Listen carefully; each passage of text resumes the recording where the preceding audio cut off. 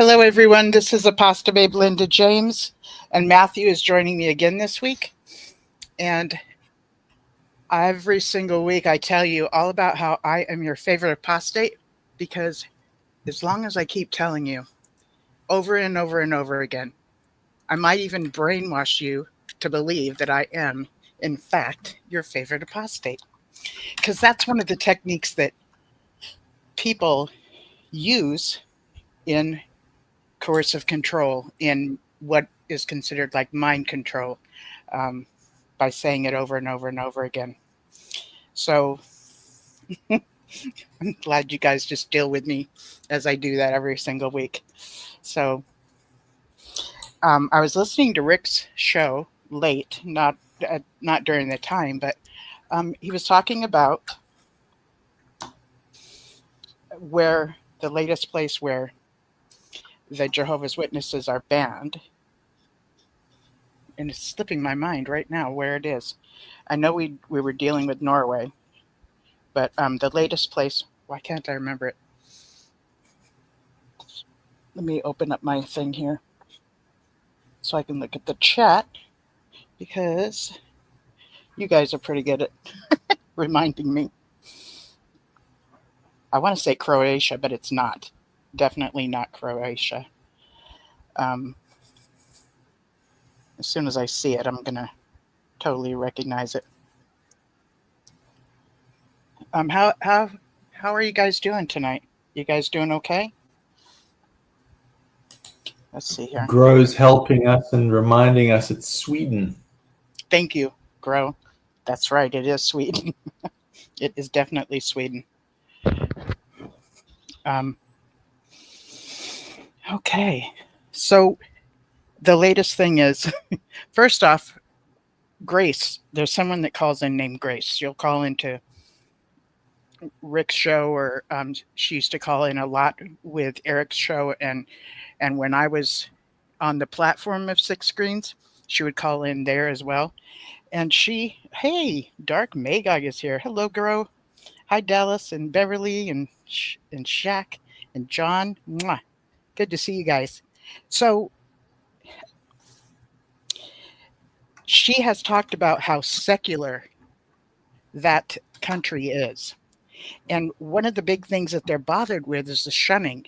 But what I'm really getting a kick out of is they're so into human rights. They're having a hard time with um, they expect the organization to give the LGBTQ plus community their human rights. So that's not going to happen. But I think it could. Now, go with me here. They're switching all these things over to being a conscience matter rather than making things forbidden. Um, and that was often brought up during the Australian Royal Commission, which isn't it amazing? That was 10 years ago in 2015. This is 2025. But yeah, so they would say that a certain behavior um, disassociates them from the congregation. So I have noticed that they have taken on the mindset that people are in fact born this way. So they don't so much talk about it as if it's a choice, because if you can choose to be gay, then you can choose to not be gay. It implies you're choosing to be rebellious, right? So just choose to be straight and right and good in God's eyes. They do talk about, yes, there are gay people, but as long as they're not practicing it, then that's okay. So they might take that stance and then claim to be, oh yes, we're accepting of the LGBTQ community. So that's a possibility, is what I'm thinking. And hello, Purple. And what do you guys think? Do you guys think that that's a possibility, that scenario that I just brought up, that they might say that, yeah, we accept them? Because that's a human right thing, um, that they're going to try to get them on.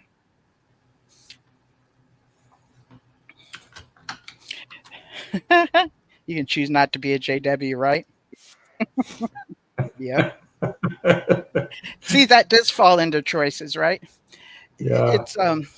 It's that's a hard one because a lot of people think this stuff is a choice. So even like here in the US where um,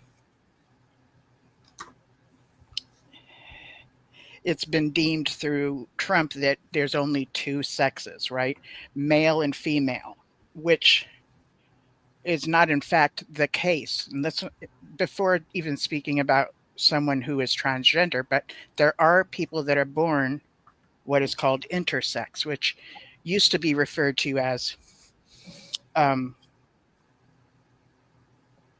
I can't even think of that name right now. I think I'm lacking a bit of protein. Hermaphrodites. They used to be called hermaphrodites. So Yes. today they're called intersex. So they might be born with both genitals of a male and female. One might be underdeveloped and one might be more developed. And Yes. that's truly somebody born this way. Whereas Yeah. someone who's transgender gets to a certain place in life where they want to live on the outside the way that they see themselves in their heads and in their hearts. So even though biologically they could be of the opposite sex, mentally they see themselves as opposite. I mean, that was something that even Native Americans um, brought in, would have in their culture, and would actually think that those that are transgender, hello, Grove, welcome. They would consider those that are gay or transgender as being like very holy, very sacred, shamans even. They were very valued within the culture of the Native Americans, um, and revered, but here in the US today, unfortunately, oh, did we have a volcano? It must be because of the transgenders. you know, did something go wrong? Was there, you know, anything? And let me just say, 30 years ago or something, if there was an earthquake somewhere or a volcano, that's exactly what they would do. They'd blame it on the gays, right? Like, of course, one has nothing to do with the other, but it would be associated with God's punishing us because we're allowing San Francisco here in California to be this gay community. And they're just, they're there with their boas and stuff and acting so scandalous. And, and most people, um, what they've seen of the gay community is men on the back of a flatboard truck during the Los Angeles Gay Pride with their boas and speedos on. So that's pretty scandalous, right? But this is not Okay. the ordinary gay man in life on a regular basis, right? But that's what they associate it with. So it's not what we see on a regular basis. So, they're clutching their pearls and all. And that's understandable. But today, where we're at now is the transgender community being, well, first off, the LGBT plus community is about 10% of society at large. Okay. So we're this minority, right? Now, when you get to the LGBT for transgender, they're like 1% of society at large. So they're like the minority of all minorities, right? so, so they're using them as a scapegoat for whatever goes wrong in life. And being that Trump here in the US has declared there's only two sexes, then we look at this and really see, in my opinion, it's as though they're being erased from society at large and not acknowledged. Um, and that's too bad because the people that I know that are transgender, um, there's only about 8 or 9. They've been very open with me when I've questioned them on certain things. They've been very explanatory with me, and it's helped me understand them. When you don't understand a certain culture or a certain group of people, it's so easy to be prejudiced or bigoted towards them because of your lack of understanding. I mean, isn't that the basis of bigotry? When you don't know, the lack, you don't know a community or something. So that's usually the basis of the fear and the prejudiceness that goes along with that. So yeah. Well, it's egotism again, isn't it? It's defending your own lack of knowledge. It's defending your ignorance. Yeah, yeah. And there's nothing wrong with being ignorant, but choosing to remain there and speaking as though they don't exist is the same thing that happens to us within the Watchtower when we're shunned. When we're shunned, we're treated as though we do not exist. We don't even deserve to exist. We're literally treated as though we're dead, because we're ignored. But what's also going on within society at large here in the US is to have this fear. Fear. And let me just say, the people that I know that are transgender are like the most empathetic and educated people, like beyond the usual person.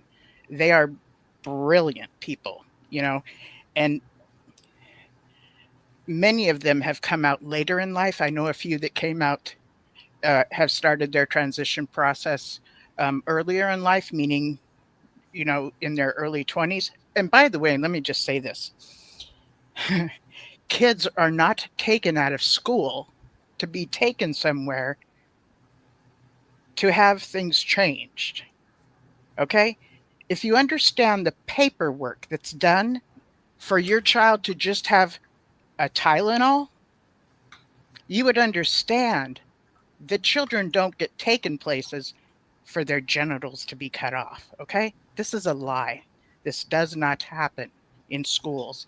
This is a lie to make you scared, and it's untrue. Okay? I've met Then, James, some.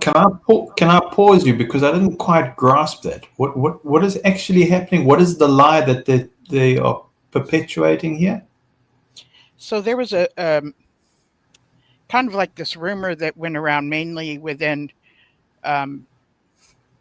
Christianity that kids are taken out of school to some place to go get a sex change, which would involve an operation. Right. If it takes a lot of paperwork just to get a Tylenol, and see, the way they're telling this is that they can do it without your knowledge. So I'm saying, listen, all the paperwork that it takes to take a Tylenol, think about that and consider they're going to take your kid and go do all that. And then are they going to be left with the bill? Do you get the bill? Because this is surgery. Doctors deserve to be paid. You know what I'm saying? You don't think it all the way through, or people don't, because they're stuck in fear. The thought of your child being taken and damaged in any way is terrifying. So this is one of those, let's be scared of the transgender people.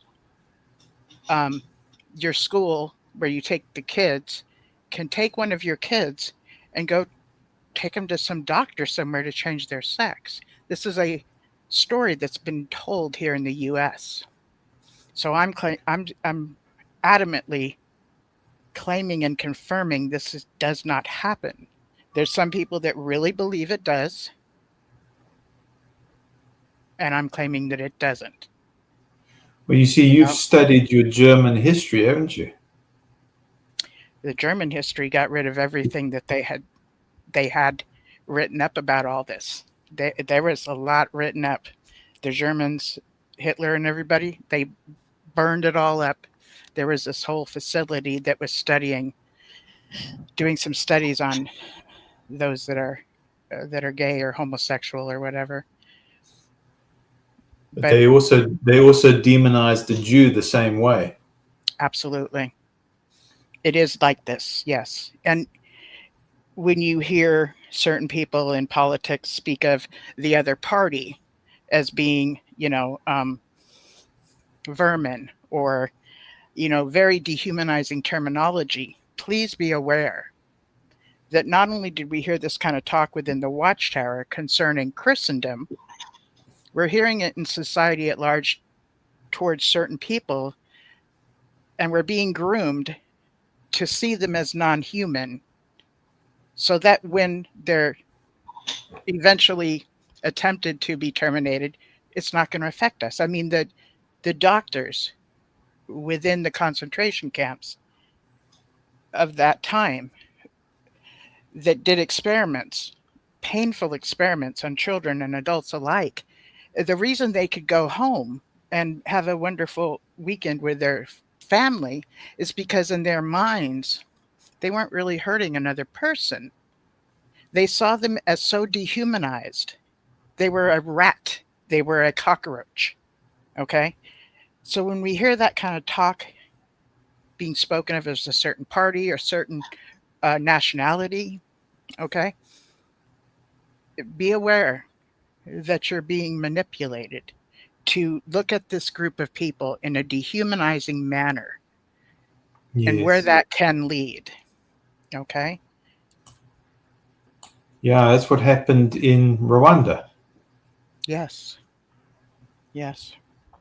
That was the lead up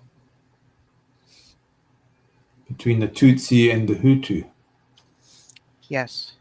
And you know what? I don't know enough about that, how that went down. That's one of my things on my list of stuff I want to look into.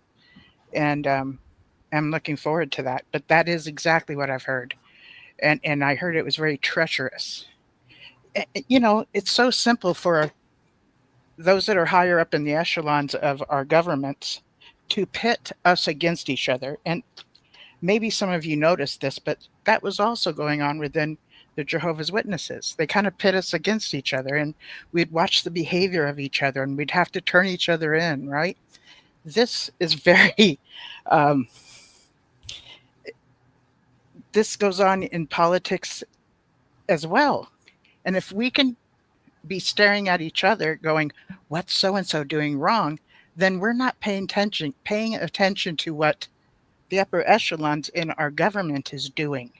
Same thing in the organization. We're not paying attention to or digging deep into what they're trying to keep hidden within the organization or any high control group. It happens in all of them. There's a channel called Life Take Two, and the person that runs this channel is her name is Jenny, and she's a previous Mormon, and she speaks about what life was like when she was a Mormon. She literally admits she was an alt-right, white supremacist, Christian nationalist. So as things are happening within government, she knows the loaded language, right? So the loaded language would be an example of loaded language would be like, oh, so how long have you been in the truth? Which really means, how long have you been a baptized Jehovah's Witness? That's loaded language. You say one thing, but it means something else. Or you say one thing that means that, but there's added on things on top of that. So she'll show things that are happening within government, words that they're saying, and then she explains to us, this is what's really going on. Again, her name is Jenny, and her channel is called Life Take Two.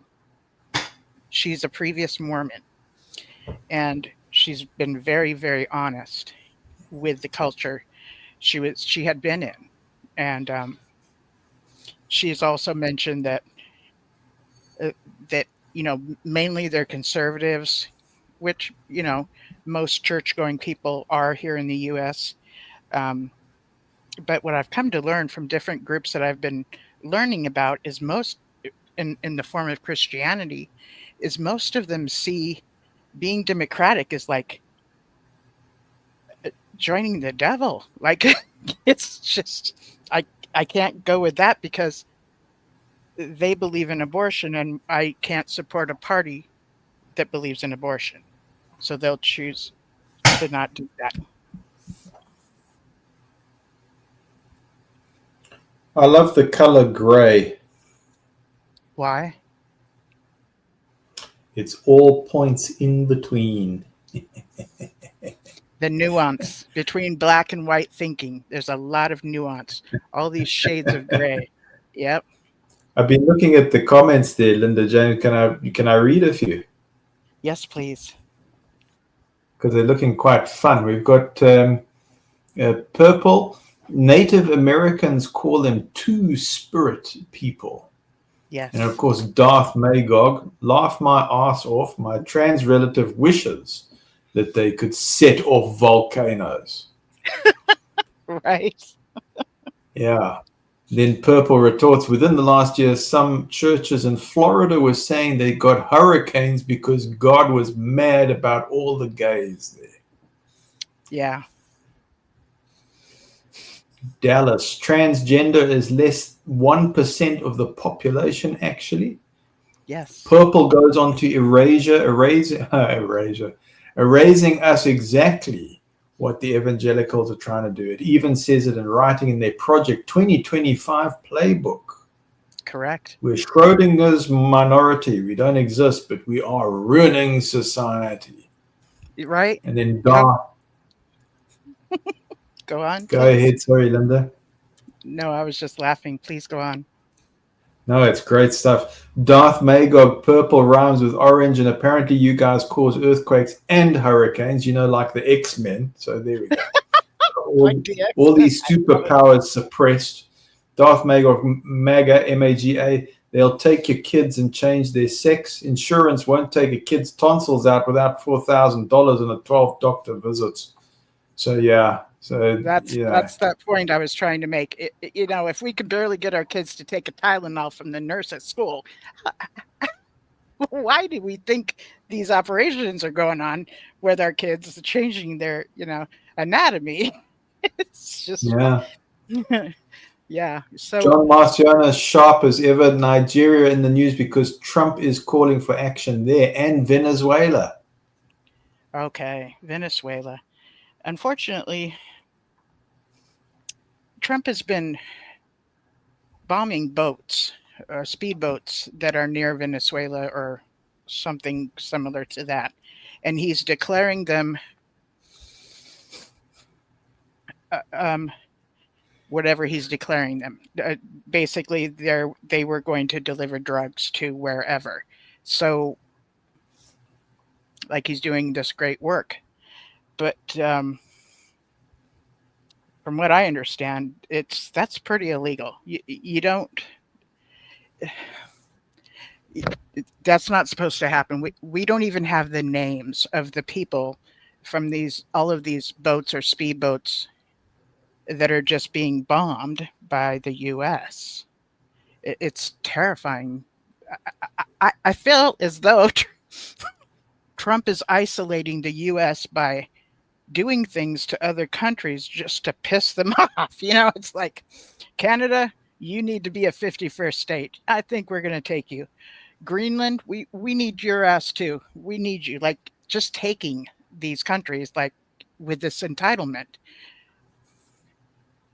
That's a good way to piss them off, So he keeps doing things. He showed up at the United Nations and told all these lead people of these different countries how sorry their countries are.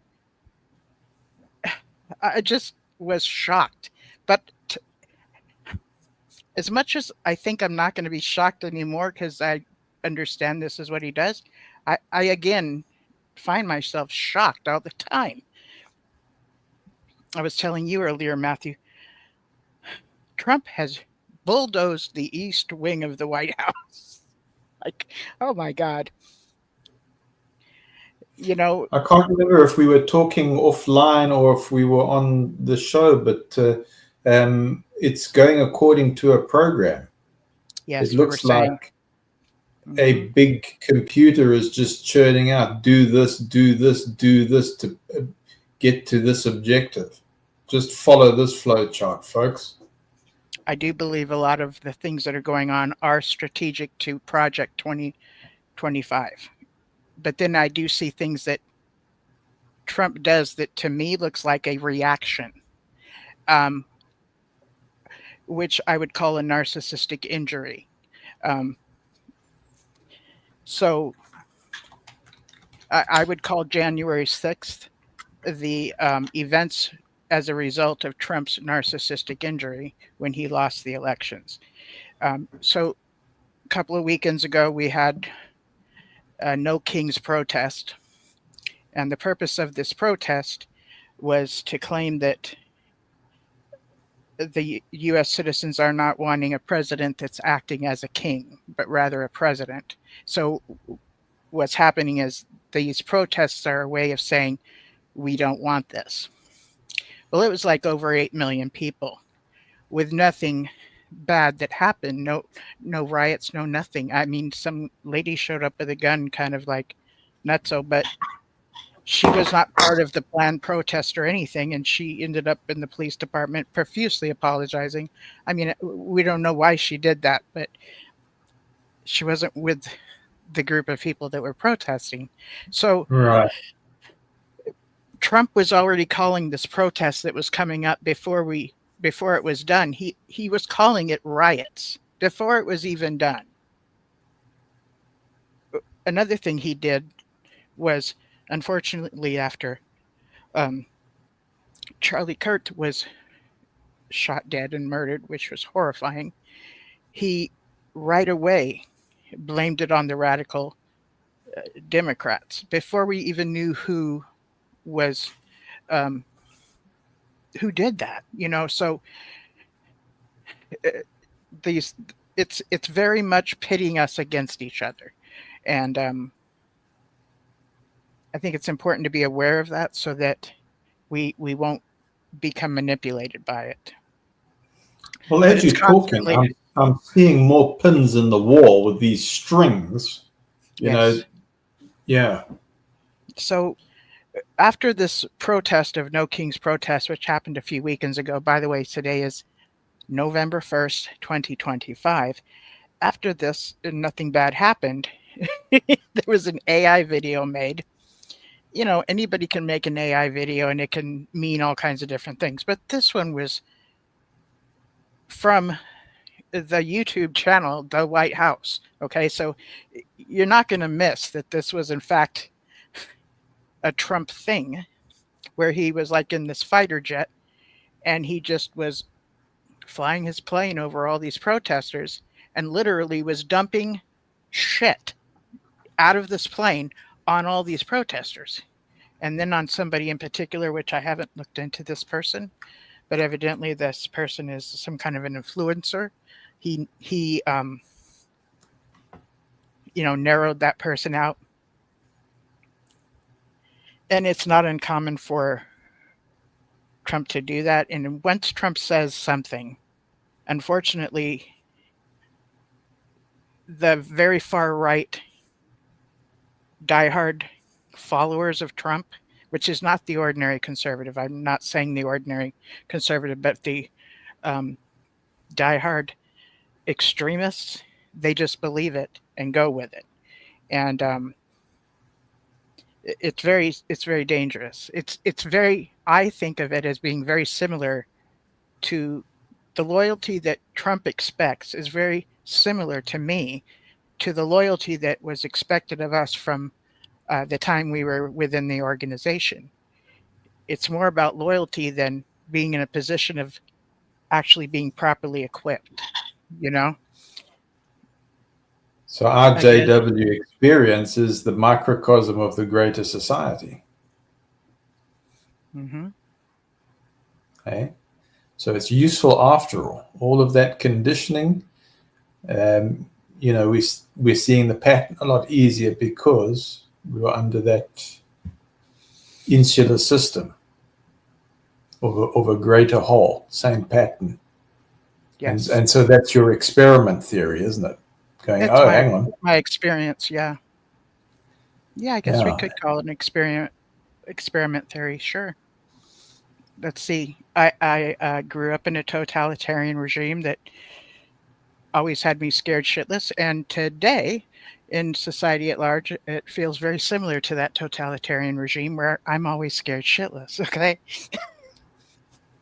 And 2025 actually leads towards a theocracy. And let me just say right here, right now, I grew up in a theocracy. It is not a good time, especially if you're a woman. Especially if you're a woman. Okay? It's more of a patriarchy. Men are the ones in control. Culture in a hierarchy. And you may have seen certain people speak about women shouldn't vote. Well, I thought that was interesting that you had combined the word patriarchy with patriot. I heard that. Yep. You I know, heard what that. was your mind telling us there? You know, Yeah. That might have been a Freudian slip. Freudian Right. slip. Okay. Yeah, that might have been. Because Yeah, so I today, like those because that's when you got to pay attention, eh? yeah, I heard myself doing that. What did your But yeah, brain say? um, I didn't leave a cult that was a theocracy to assimilate into society at large, which was supposed to be freedom, for the U.S. to turn into a theocracy. No, I did not. That's a dirty trick. I look at it like that's a dirty trick. That should not be happening, you know? More Darth, comments in. Linda James, can I read some? yes, please. Darth Magog, the scary thing about a theocracy is that they'll punish you for breaking and following the rules. Ooh, Do you relate to this, Matthew, or what? gosh, deep insight coming through from the dark side of the force here. Yeah, purple. Sitting Republicans in Congress have talked about canceling women's right to vote. And happy thoughts, so true, Darth Magog. Beverly Howard, purple, that's not going to happen. Yeah, good comments coming through, Linda James. You got great bunch here. Beverly, I hope so. I do hope so. Okay. Sitting Republicans in Congress have talked about canceling women's rights to vote.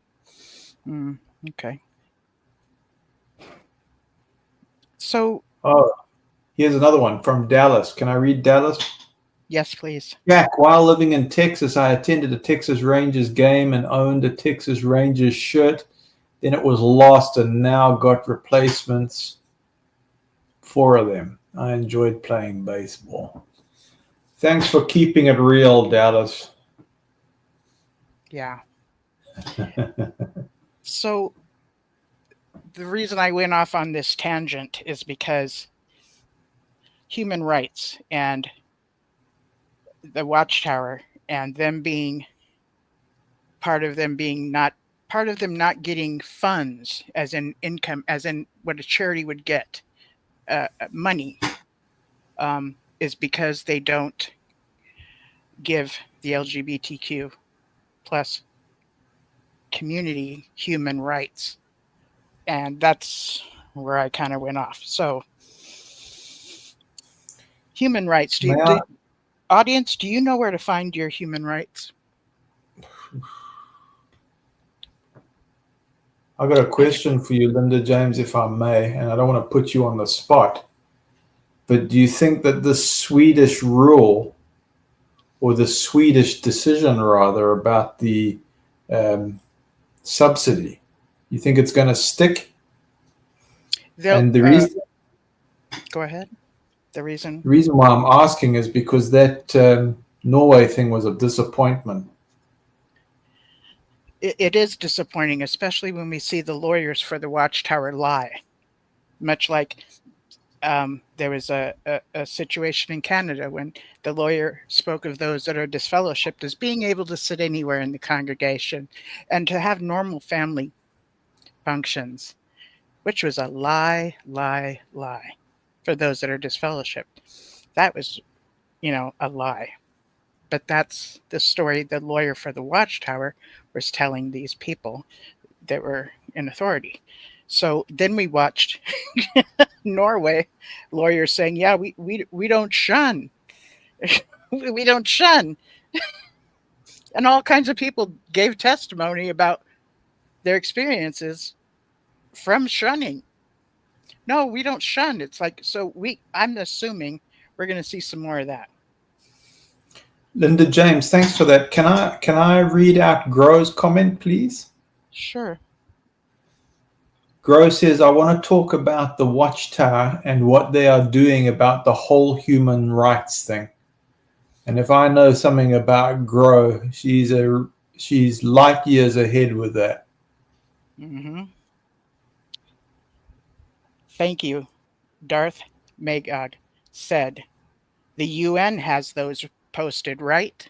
Are you talking about the human rights? Yes, I believe you are.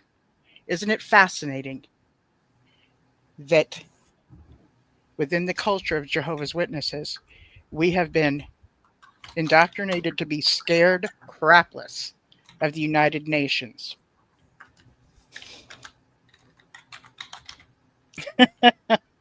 So it's the scarlet colored beast. And let's not forget about the harlot on top of the scarlet colored beast. Okay? It's represents the most evil within Revelations. But that's where our human rights are. And that was also shown to us within Watchtower literature. It had a picture of what's her name? She was holding up this big old piece of paper of the human rights. There's 30 of them. Okay. Eleanor Roosevelt, which, by the way, this was after her husband had died when he was president. So later on, they had asked her to come up with this list of human rights, and everything she had to do to come up with this list was like go to all these different, community, all these different countries to negotiate what they would be willing to consider an okay human right. And she negotiated with all these different countries. It was an amazing feat. And when it was all done, she got a standing ovation from the United Nations because her demeanor and her way of getting things done was just so amazing.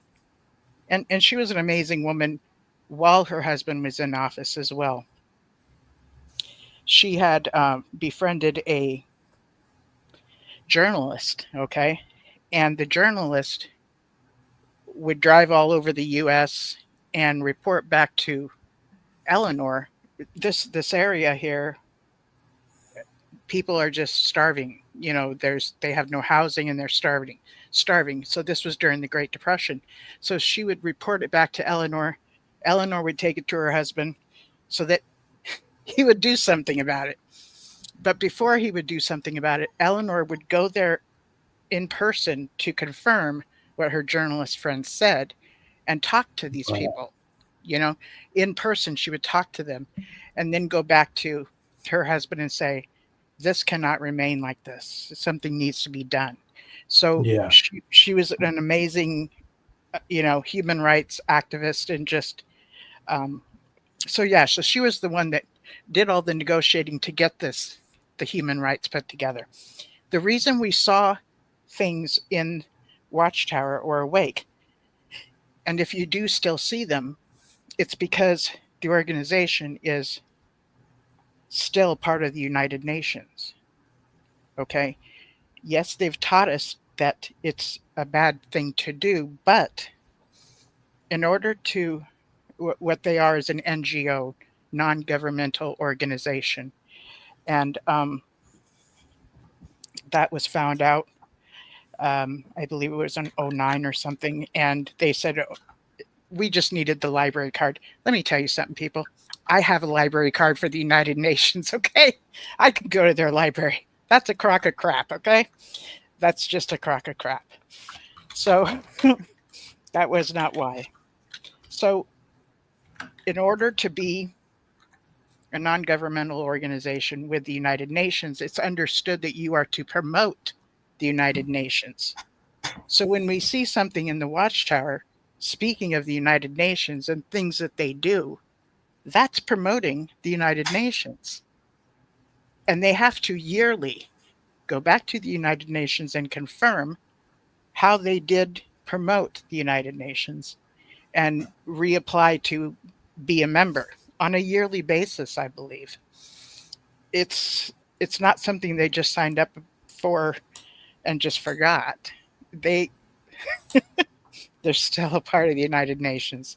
And I have a playlist that I needed to put together a few videos before we got to the last one, which shows Philip Brumley, a lawyer for the Watchtower, rubbing elbows with people at the Department of Justice in the Right. US because he was asking for support for the Jehovah's Witnesses in Russia, which are being truly persecuted. Okay. But why are they being persecuted?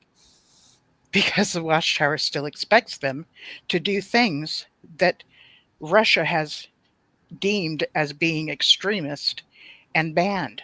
The organization says we must follow God's laws rather than men's. So these Russians will be arrested, spend time in jail, and sent to camps that are called things like re-education camps. That's where they get brainwashed. Okay. This is ugly. The organization, by demanding that the followers in Russia keep doing what they're doing, is setting them up for persecution. Okay. So he was there at the Department of Justice requesting help because Jehovah's Witnesses are being persecuted. And the people there on this group of people, they knew who he was. This was not his first rodeo. Okay. They knew who he was. And so we're not even allowed to do hardly anything with the government, but he can go there and rub elbows with the government. Like, I'm glad that he did, but us Jehovah's Witnesses aren't supposed to. I don't know. I got to get over that habit of saying us Jehovah's Witnesses. I truly have not been able to get rid of that. So, Well, in a way, you're right, because we witnessed it. mm-hmm. Everything that happened to us, we've got testimony about what we experienced. Yes. So, are you talking about the lobbying video, Linda James? I don't know if it's called lobbying. He was there expressing what was going on with Russia and asking for the UN to help out, Right. for them to not be persecuted. And the UN can do certain things like approach them, and because they're a somebody, right? and there was other people on the panel that the things going on in Russia was, abusive. So there was other people on the panel. I believe it was 4 people altogether. And one of them was explaining, this is what we do. We give incentives for people to stop doing things that are what they deem inappropriate. Okay. And then if they don't stop doing it, they get put kind of like on a list of, I don't know, a shit list, like these people are pathetic kind of list. And if the UN puts you on a list like this, it means something, as opposed to just myself, which is a grandma here in Southern California. They have that when they do it, it means something, right? Right. So, yeah. So that's where our human rights are. And again, I'll put a link to my little playlist. And the reason I do all these little videos before we get down to the portion where we'll see Philip Brumley talking with this Department of Justice is because it educates us on what exactly OSCE is, and it kind of helps you understand what's going on before you finally get to that video. And what I also show in the video is that it was on YouTube, and it was also on the site of the Department of Justice. Now, on the Department of Justice, it showed all four of them, including Philip Brumley. But on YouTube, the camera was set up to where Philip Brumley wasn't even in the video. Like it was purposely slanted to where he didn't even show up on the panel. And I show it like in the corner of my video that the difference. So might Brumley have asked them to do this? I don't know. I kind of think that he might have, but maybe not. I don't know. Is Brumley getting a second wind? Is Brumley getting a second wind? I don't know, but this was from a few years back. It wasn't recent when he went to the Department of Justice. Hello, Mama Bear. Mama Bear goes, Linda, it's called a shit list. Thank you, Mama Bear. Dallas, Watchtower is a real wild beast. That's right. Growth. UNESCO right now. Okay, thank you. That's incredible. That's incredible. Yeah. Debbie Moore has joined us. Hey, Linda Debbie. Jones. Hey, good. How you doing? Good to see you, Lev. So yeah, I think I'm going to do a few shows in the future where I'm going to bring up our human rights. The reason I'm talking about human rights today is because the organization, during times like these, where countries are banning them, they bring up the human right of freedom of religion. Okay? And they are, in fact, entitled to that freedom of religion. But what we were never taught within the organization is that we have the human right of freedom of religion as well. And within that human right, it literally says you have the human right to change your religion or belief system. And that's something that people within this organization will be ostracized for and punished for and kicked out of the organization for. Sure, if you break some rules when you're in a club or a group of people, yes, you get kicked out. But for the leadership of that group of people to make sure that everyone within that group of people, including family members, never speak to you again and that you're cut off from them, that's the extra mile that's abusive. So there's a difference here. The consequence is your freedom. It's a human right that you can change your religion. You can change your belief system. But within the organization, that makes you an apostate, which basically is the worst of the worst of the worst that worst can even ever be. Okay? Jay Hess and Scott are going to be discussing the wild beasts of Revelations on 6 screens tomorrow. Okay. Yeah. Let me just say something. Jay Hess is an amazing man. Guess why he got disfellowshipped?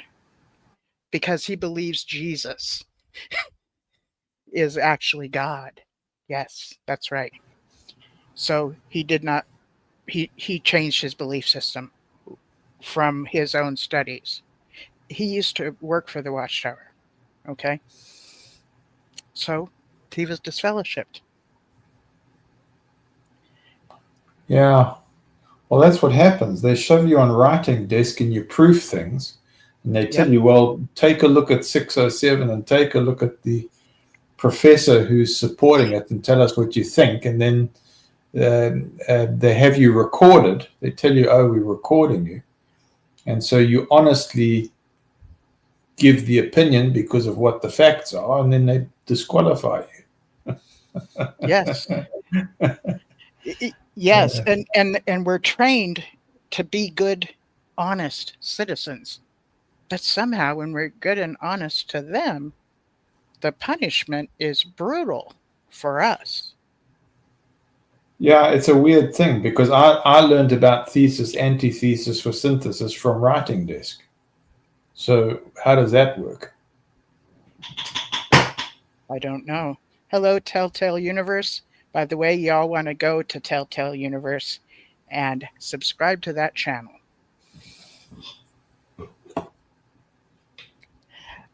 That is a channel that actually is with Jonathan from XJW Awake, where he is doing his own storytelling.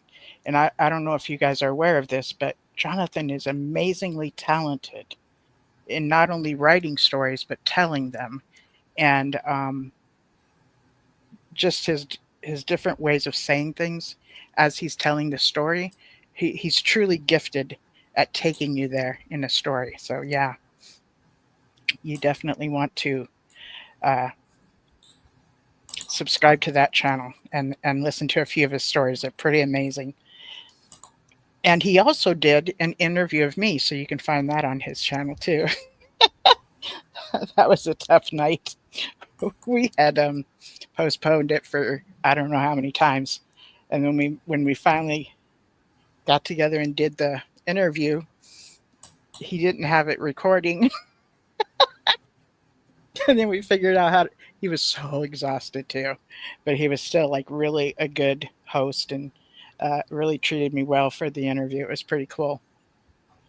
Thank you so much, Jonathan. Jonathan's got a very pretty website or channel. Yeah. Yes, he is. He's also a singer. He sang with oh my goodness, I can't think of his name. This conscientious somebody or another. Forgive me, I forgot his name. But he's an amazing artist too. Like kind of a heavy metal. It's pretty impressive. They actually did a duet together, these two guys, and it was the bomb. It was really amazing. Oh, you're right, Debbie. In the U.S., don't forget to turn your clocks back 1 hour. I think it's forward. I could be wrong, but I think it's forward because we fall forward. Oh, no, we fall back. And spring forward. So in the springtime, we go forward. So you're right, Debbie. Okay. We fall backwards. So we reverse it an hour. Okay. Yes, spring forward. My good wife, thank you so much. Fall back. Yep. You know what, my good wife? You know what I would love for you to do since you're here is bring up, if you could find it on my channel, the last video from that list, that playlist I was telling you about. I could send you the playlist through what we have set up. You're right, Debbie. It's no, Linda. It's fall back, spring forward. You're right. I stand corrected. Oh well, you've got a real cool audience here. It's very lively in the chat. Aren't they awesome? So grow it's backwards. Fall back, spring forward. Yes. So we will lose an hour. Yes, send it please, and I'll get it on StreamYard. So I'll be sending it from my other account that you asked me about that one night. If it was me, and I'm like, yes, it's me, but I was in the middle of talking to somebody on the phone. So I'm going to find it, and then I'm going to send it to you, and I'm going to still be on here. But if you could, Matthew, just be your gift at reading the chat and whatever comes to mind while I search for that. Oh, Debbie Moore, Linda, it's hard to fall forward and spring backward. Right.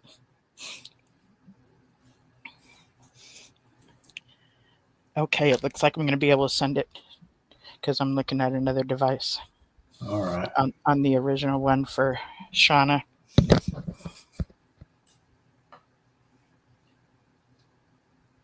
Thank you, Matthew. I want to look at Darth Magog's channel. Oh, his channel is amazing.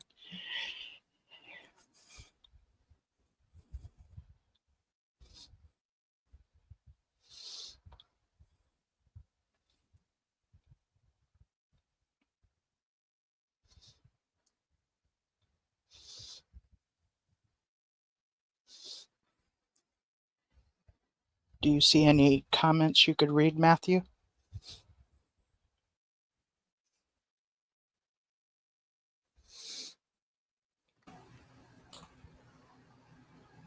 Looks like he froze up for a minute. Sorry, I'm back, I think. Yes, he's back.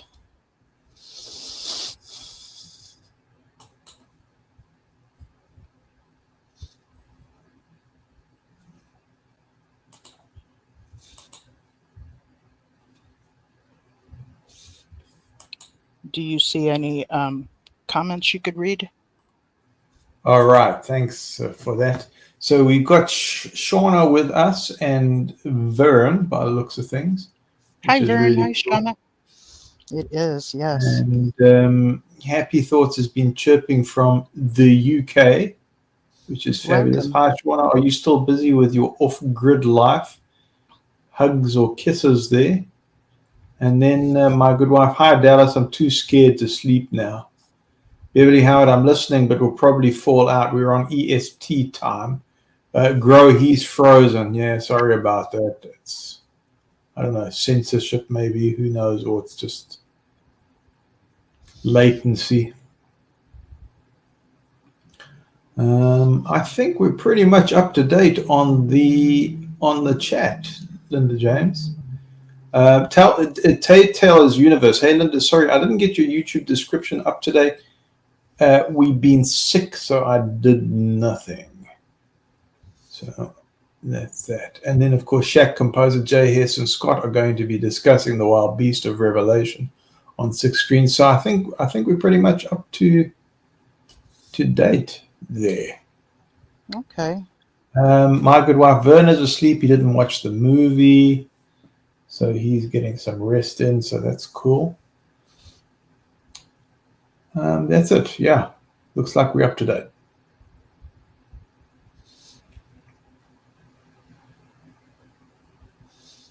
Okay.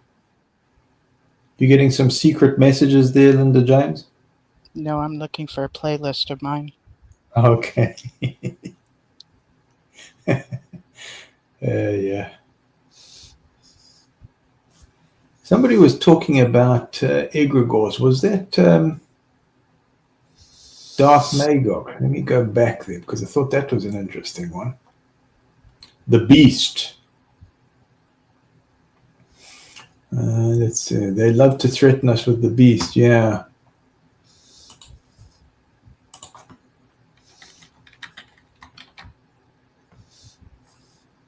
So I think with a lot of these things, these concepts are esoteric or from occult traditions, thought forms. So they talk about the beast. And I suppose by putting that into our minds, it's a kind of psychic entity, isn't it? That's created when we collectively think about it. Can you explain what exoteric means?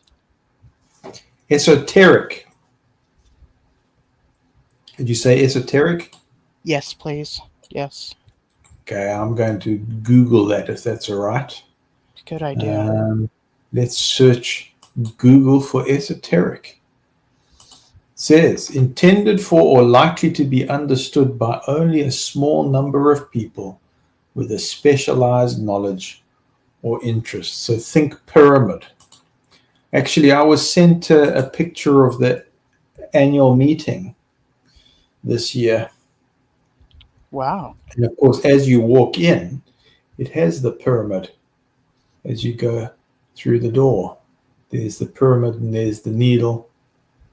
So any who are thinking that symbolism doesn't exist, it's still alive and well.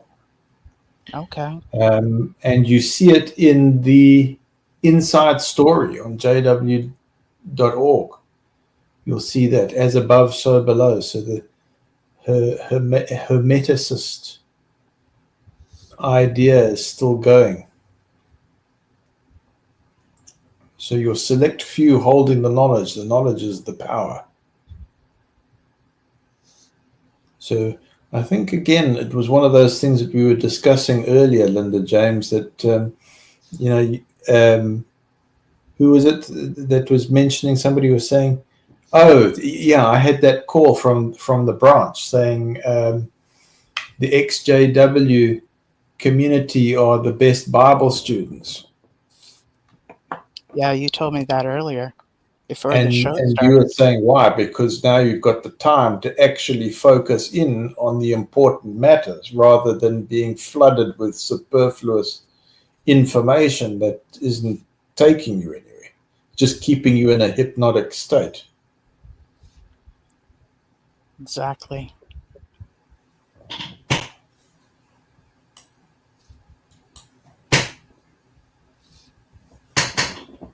Ooh, happy thoughts. That fits the GB to a T.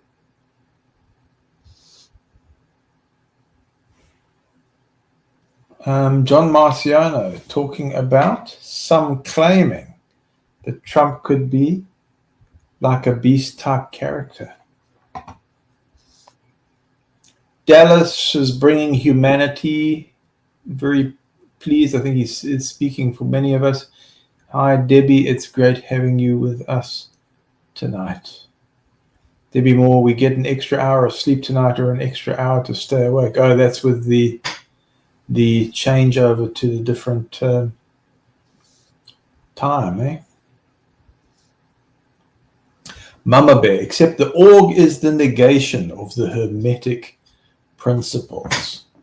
Yeah, so look, I mean, it's the duality, isn't it? You got a choice with all of these different systems between, I suppose, a good way to put it is the dark side or the light side. That might appeal to Darth Magog there. Which side are they? Hey, and who was it? Facts. JW Facts was going into the imagery, or somebody had come onto that channel and was saying, well, why is it that whenever you hold a mirror up to the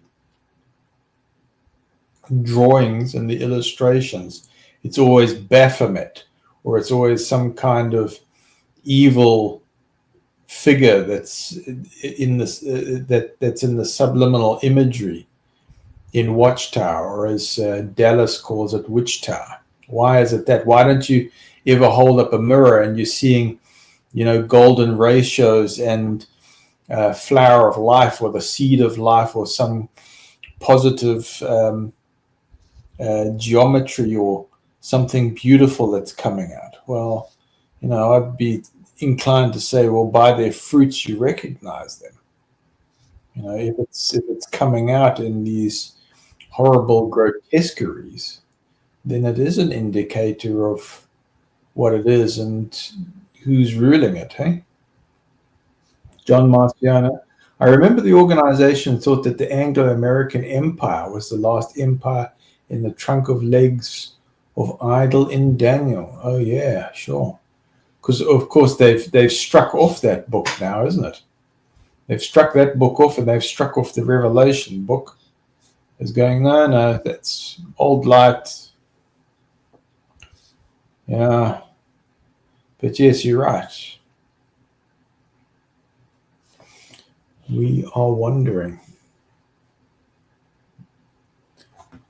Grow, Trump is blowing my people. Yeah.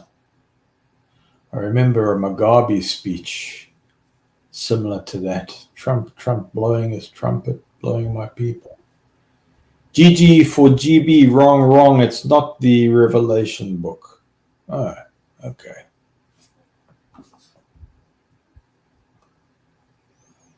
How are you doing with that playlist, Linda James? Are you winning? I'm not finding it, which Uh-oh. is concerning me.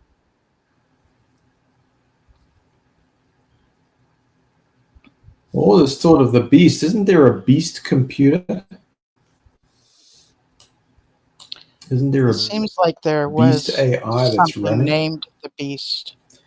Oh, I know what it is. It's that thing that Mike and Kim has. It's I think they call it Beastella, which has a bunch of information. It was given to them by um, Atlantis. So it's full of Sure. all that kind of stuff. Well, Google's talking about the Beast computer can refer to a fictional apocalyptic supercomputer. I think that's what I'm remembering. From conspiracy theories to high-performance custom-built computers sold by companies. In conspiracy theories, the Beast is a fictional computer in Brussels that controls global commerce and tracks people, based on a 1972 film. Yeah. The Rapture, it was called. And the fictional computer was said to track every human on Earth with numbers, becoming a symbol of government and technological control. Yeah. Shaq Composer, Old Light. I remember studying the Revelation book 3 times in my life. What a waste of time. Yeah, as they kept changing things, eh? Yeah. GG for GB, welcome. Did I miss a video? No, we didn't do any videos, did we, Linda James? We were talking about some. Oh, you were talking about that one video earlier. What was that again? Yeah, the UN is still, the org is still part of the UN, United Nations. I made a whole playlist of that, and now I can't find it, so I've actually Googled it now, which is showing me a whole lot of videos that I've put up, but maybe... Oh, crumbs, GG for GB. It's the grand climax at hand. Oh, boy. See, Christiane made a video about it. And I bet she has my link. Yes, she does. Woohoo! Yes, she does. Yes, yes, yes. Okay, so this is just for one video. Sean is asking, which video are you looking for, Linda? I just now found it. With Philip Brumley and all this stuff. Yeah. Oh, wow. Okay. So where I suspected that he was lobbying, eh? Maybe so. So, yeah, so that would be video number 4. And I can share that now.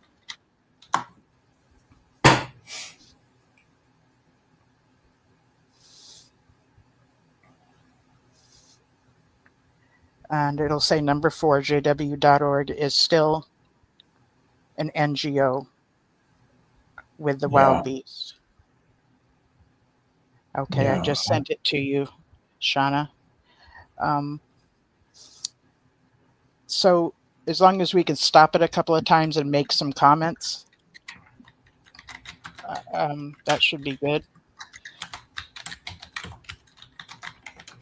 I would like to comment on Happy Thought's point about studying Watchtower publications, because yes, it's easy to say, oh man, we wasted our time, and yeah, Dallas, I agree with you that it's been designed to waste time, but it's also it produces a paradox, like Happy Thought says, that you can study Watchtower publications, which shows up the lies and inconsistencies. So that is the silver lining, in that you can use it to see past certain things, and it becomes this microcosm of greater society. You get to see the patterning, or you get to see all the kind of tricks, and it exposes the greater world, isn't it? Shaq Composer, what was your take on the Revelation book, Matthew? Did you think it was a legitimate interpretation of the book at the time? Yeah, I was sucked in. I mean, you're looking at a very dedicated student. I mean, was invited to work as a consultant with writing desk and research. What do you think about the Book of Revelation now? I think it's an incredible book. I think the patterns there, Metatron's cube, I think the numerology, all of those things, I think it's fascinating. It's incredible. Hi, Shauna. Oh, Shauna's with us. Hey, I didn't mean to pop on screen. It does that to me automatically, sorry. But I do have your movie ready in the background. So, Okay. maybe Glad- you put me on screen. That's what happened, Linda. Yes, I did. Glad you popped on, okay. Well, hi, everybody. Bye, everybody. I'll be in the background. Okay. Linda, so, you won't be able to stop this. Just wave, I guess, or message me when you want me to stop the video, okay? Okay. Yeah, I can do that. Okay. Alrighty. Thank you.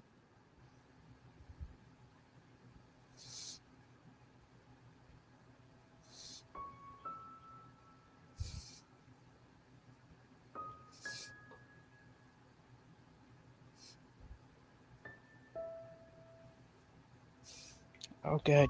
I think you're making it full screen. That would be good.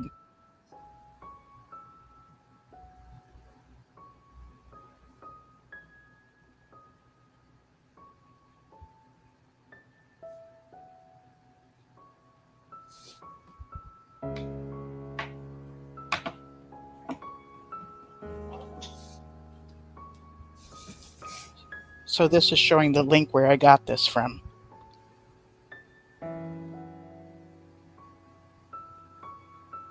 This was 2017.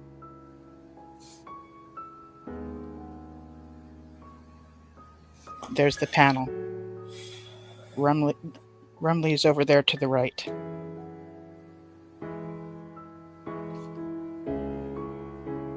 Mm.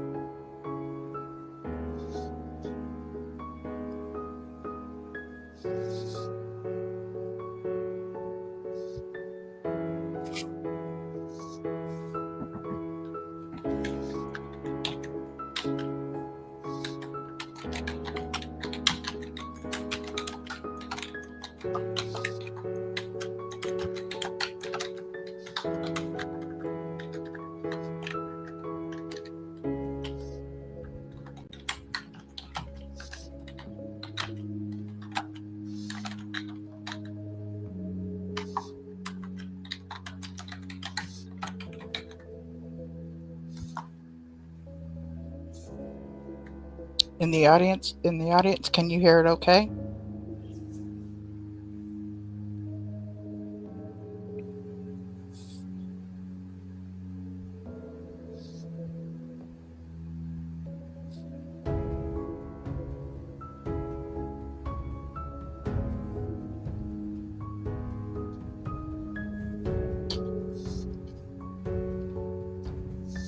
John, can you hear the well, you might not need to hear it that much, but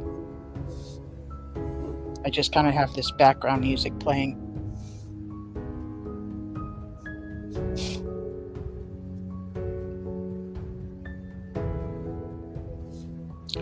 Sorry if this bores you guys for a while, but you'll be glad you watched it later.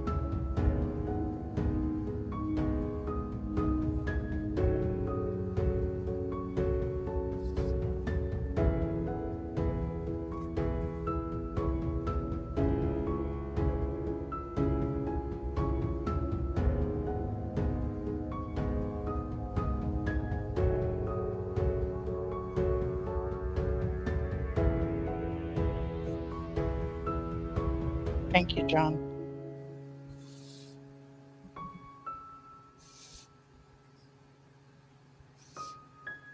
A lot of this is prepping you so you kind of understand what's going on when you see the panel talking about whatever they're talking about. Philip Brumley will be last.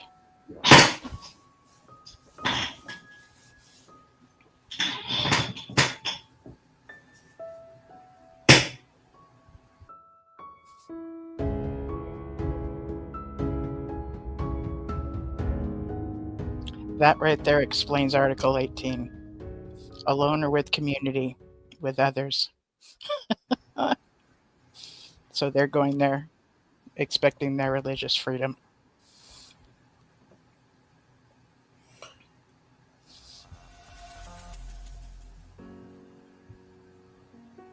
Yeah, still an NGO, sure.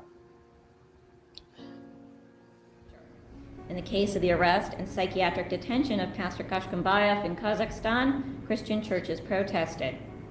The Association of Religious Organizations of Kazakhstan, which includes about 600 churches, has often used its position and numbers to pressure the parliament to respect religious freedom.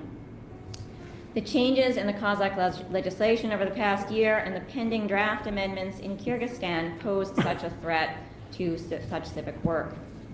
Not long ago, for example, Christian women ministering to hospice patients in Kazakhstan were given crippling fines for reading the Bible and sharing the New Testament with the dying in their hospice centers.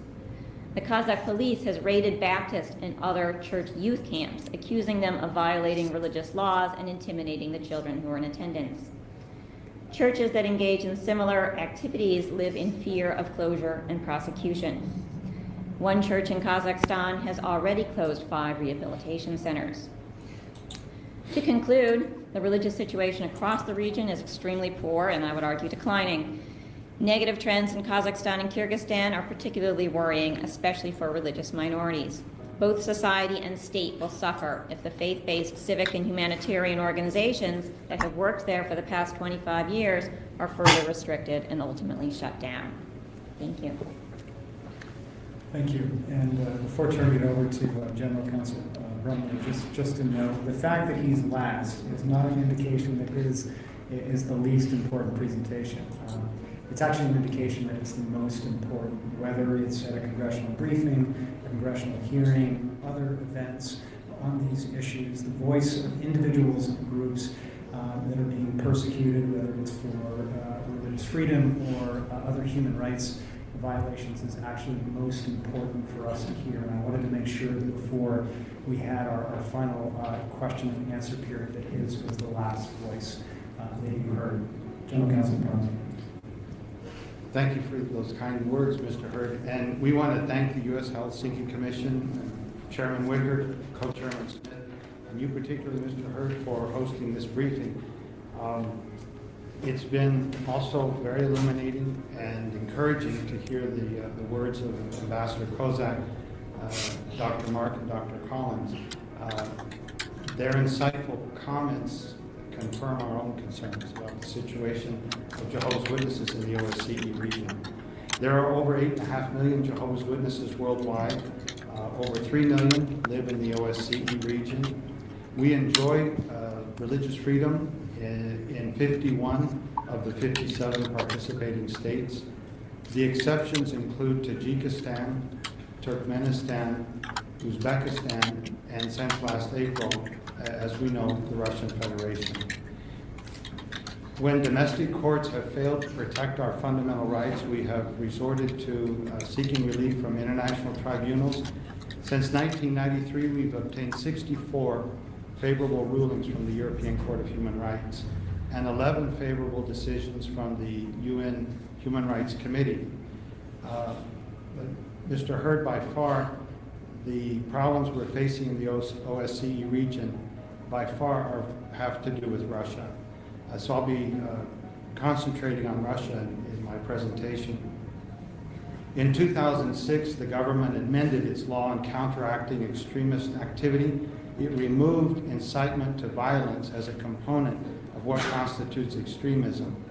The UN Human Rights Committee, PACE, and the Venice Commission all strongly criticized the amendment because it gives the Russian government carte blanche to prosecute anyone it deems to be out of step with its version of what is acceptable.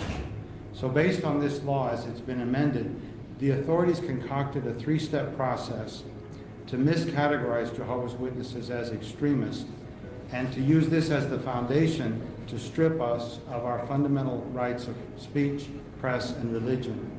The first thing the government did was to criminalize our religious literature.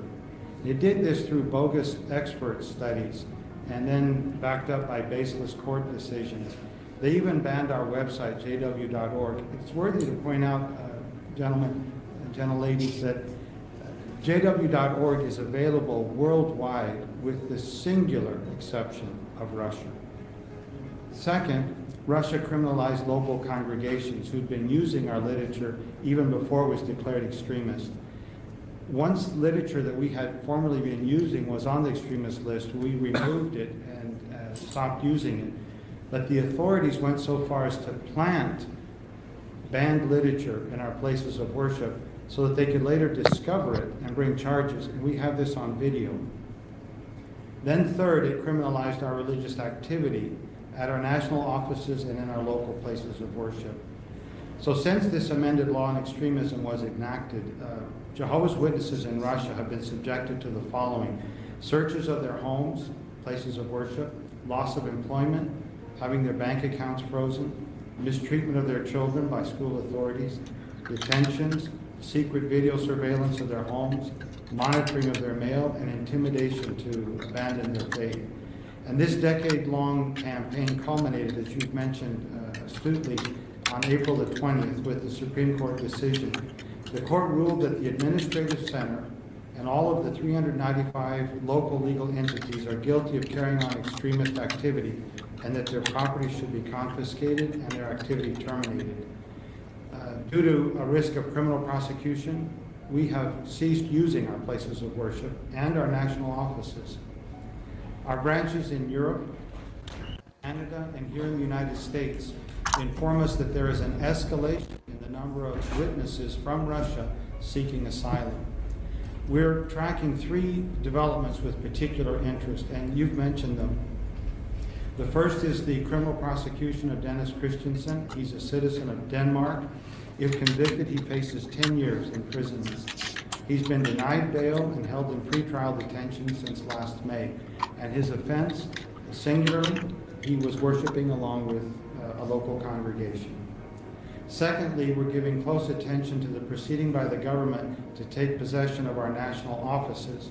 And this is in complete disregard for the fact that our administrative center or our national offices are owned by the Watchtower Bible and Tract Society of Pennsylvania, a U.S.-based corporation, and that the national offices are worth millions. The government is nevertheless seeking to confiscate it. And third, whether an appellate court will confirm a decision by a lower court to declare our Bible, the New World Translation, to be extremist. The New World Translation is available in over 150 languages and has been printed over 20 million copies.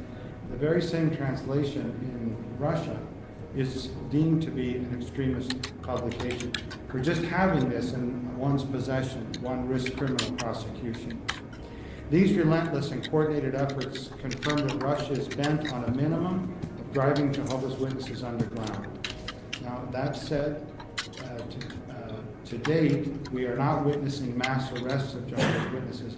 But as you brought out, Dr. Mark, there's 175,000 Jehovah's Witnesses in Russia. The government seems to be taking the position that someone can be one of Jehovah's Witnesses, but you have to be one of Jehovah's Witnesses and keep it to yourself. Okay, thank you, Shauna. I asked her to stop this for a minute. He was speaking about the Bible being on the list of extremist literature. And then he went on and on and on about how many of their Bibles have been printed up and how many languages the Bible is being printed in, which is not an argument against how the Russian government has declared it an extremist piece of literature. Now, there have been people that are Jehovah's Witnesses put in prisons and such, and they've wanted a Bible, and they were given a Bible, but they were not given the New World Translation because it's on the list of extremist literature, which I do remember checking out the list.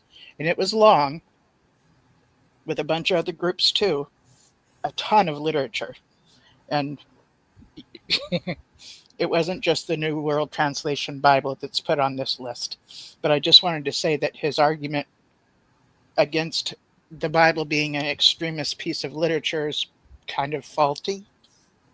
Yes. That's all I wanted to say. Thank you so much, Shauna. Can you start it again, please? Thank Well, you. the Bible Book of Stories was also considered extremist because of the pictures. Yes. So do you remember seeing the list? Yes, I remember seeing it, and that's why they've got the new, improved version of the Bible Stories, which they're doing at the Christian Life and Ministry now. Ah, okay. See, that's what we grew up on, you know? Thank you so much, Shauna.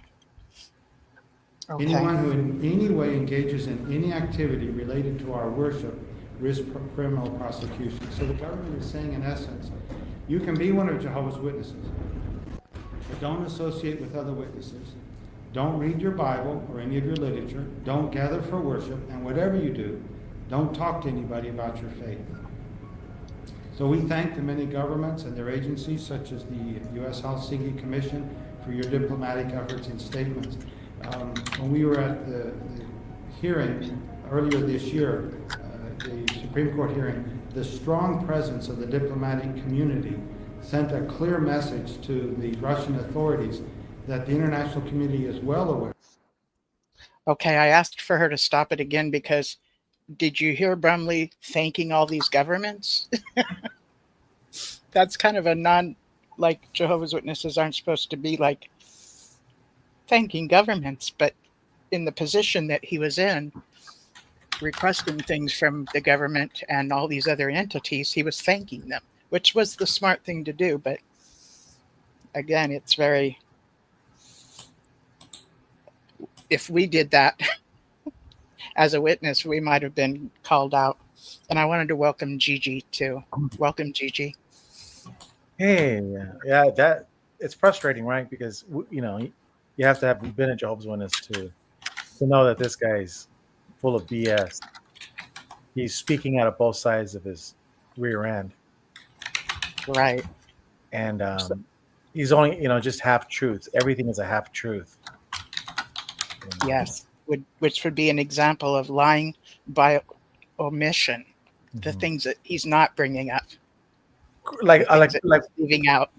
when he tries to invoke our Constitution about illegal searches and seizures that they're doing in Russia, illegal searches and seizures, like the very premise of your judicial system and everything that the elders do in the elder book is a violation of individual rights, like what two 16-year-old kids do in a backseat of a Chevrolet. I mean, who is this guy to ever talk about Right. About privacy or breaking into people's homes? What the hell? I know, right? This is about calling the kettle black. This is exactly what Jesus was referring to when he says, "You look at the straw in the eye of Vladimir Putin, but son of a Jezebel, you can't see what the rafter coming out of your eye." It's very much like that. Yeah. And most people in society at large are there in Russia have no clue of what a judicial meeting would involve. We can, 3 against 1 or, the way it looks. And when they show up at places, they get lawyers, they get representation. And in this situation, he's at the Department of Justice. Yeah. But yeah, that's what. And my whole thing to Brumley, if I was like in Congress, I would say, Mr. Brumley, evidently you didn't get your butt kicked in school, because when the school that I went to, when people opened up their mouths and started, insulting people over and over and over again, they usually got an ass kicking. So you mean to tell me that you want to convince us that you call Russia the king of the North, and also you call Russia Satan's organization here on earth? You talk about Russia's destruction and the birds are going to eat the flesh and the carcasses of their citizens on Judgment Day, and then you tell all the children that they cannot defend Mother Russia, they cannot salute the flag, they can't be in the military. You insult us to high heaven, and you connect us to the spawn of Satan. And then you get mad when we kick your ass? Yeah. It's kind of like No, that. listen, I totally disagree with the way Vladimir Putin is going about this, but heck, I'm on Vladimir Putin's side. Like, kick their asses, because you can't do what the Jehovah's Witnesses do and then go cry and tell the United States government or the Helsinki government, whatever, oh, we're victims. Well, no, you're not victims. You're getting what you deserve. Unfortunately, the members, the followers, the Jehovah's Witnesses there in Russia Mm-hmm. are getting the consequences. Mm-hmm. That's not right. You know what I'm saying? Correct. That bothers me a lot. Correct, but real life is like that. If I go, like John Lennon says, if I go carrying pictures of Chairman Mao, I ain't gonna make it with anybody anyhow. If I go around and I start just insulting any group of people, I should expect that at some point there's going to be physical retaliation. What I'm trying to tell the Jehovah's Witnesses, you go knock door to door and then tell them that Russia is the king of the North and it's going to be destroyed in Armageddon. And then when the government says, you know what, we're sick and tired of you talking about us this way. We have a Christian church. It's called the Russian Orthodox Church. We don't need a New York City corporation coming here, stealing property, and giving a false sense of Christianity when we have Christianity before you guys were even existed. So all I'm saying is that if you put the politics and all of our religious feelings aside, just simple treatment, simple dialogue of the Jehovah's Witness, you would get your ass kicked in high school or in the street. Mm-hmm. You know, Jehovah's Witness, but this guy Brumley, he wants to talk really softly, real pretty. But no, we see right through it. No, Brumley, let's open up the Revelation book, the grand climax at hand. Let's read this. Oh, that's right. You all put it on the extremist list and got rid of it. Mm-hmm. Yeah. Have you met Matthew yet? Yeah. We talked. Okay. Before. Okay, good. Good to be with you, Gigi. Hey, likewise. So that's the whole point. Is like, it doesn't matter any group. You Watchtower drew first blood. They pick on you. They destroy families. Russia seeing this. Russia saying, well, we have a whole bunch of Russian Orthodox Christians here, and they all seem to get along on Christmas. But here comes this group from New York, and now all the families are destroyed. We don't need New York City in our. We can do Christianity without New York City. And guess what? I totally respect every country that would give a middle finger to an American religion and say, you stay the hell out of our country and we'll stay the hell out of yours. There's nothing wrong with it, because these people, Watchtower is you know, they want their property. They want, we already know, we've lived it. They want the Jehovah's Witnesses to build properties over there, Kingdom Halls. They want to own it off of other people's labor, you know. And Vladimir Putin's like, well, you know, we had a bad winter and you guys had no food in the pantry, but the Russian Orthodox Church has food in the pantry. You know, why do we need New York City in here? And see, that's another thing. It wasn't just Jehovah's Witnesses that were banned. Mm-hmm. Like the lady that was talking before him was talking about, like, other churches, correct, that are banned as well, and the atrocities that are happening to them also. Mm-hmm. When the country comes up with a state church, mm-hmm. That's when most other churches are considered not okay, and only the state church is the only one. Correct. Mexico has a state church, Catholic church, okay. but other churches are allowed to exist and everything. Okay. But there are limitations too. I agree with you. I agree with you. But what I'm saying is that, and I agree with you. I disagree with a lot of things Putin is doing on that front. Mm-hmm. Is it a bit paranoia on their part? Yeah, but there's a certain part of me that doesn't blame them, because New York City, I keep saying New York City because they are the state of New York is a cancer. And if you live on the outside, you're like, these people don't have our best interest. When a New York religion comes into my country, They don't have my best interest at heart. You know, when Wall Street comes into my country, they don't have my best interest at heart. Right. Yeah, And this has happened before Mhm. with Russia. Correct. I don't know how far back it was. I can't come up with the year, but they got banned before. I think it was under the USSR. Mhm. And then they were able to establish kingdom halls and stuff. But they ended up getting their property back, and they got reparations. So they ended up getting more money back. You know, and then they were practicing for a while until recently, the 2017 banning. Mhm. So I'm actually expecting that to happen again. Oh, That, yeah, that this is a thing that they do. And I think it's because of the way Vladimir Putin is attacking it. Because when you start censoring, I think the founding fathers were, you know, they gave us, they knew what worked and what didn't work. And censoring and fighting these people viciously like Putin, it only, I think, is at the end empowers even demonic organizations like the Watchtower. The best way to fight Watchtower, I believe, Vladimir Putin, is just go on a campaign and just you know, just let everybody know how bad they are, and let them know, hey, these are a New York religion. They don't love Mother Russia, they don't love Russians, and they destroy your families. If you don't believe me, look at Christmas. You know, all Jehovah's Witness families are destroyed. Look at this, look at that, and just give examples, and just make them a pariah. But you allow freedom, and so I think Vladimir Putin's approach, this heavy-handed approach, is, I think it's going to backfire on him the long run. I think just like they say, sunlight is the best disinfectant.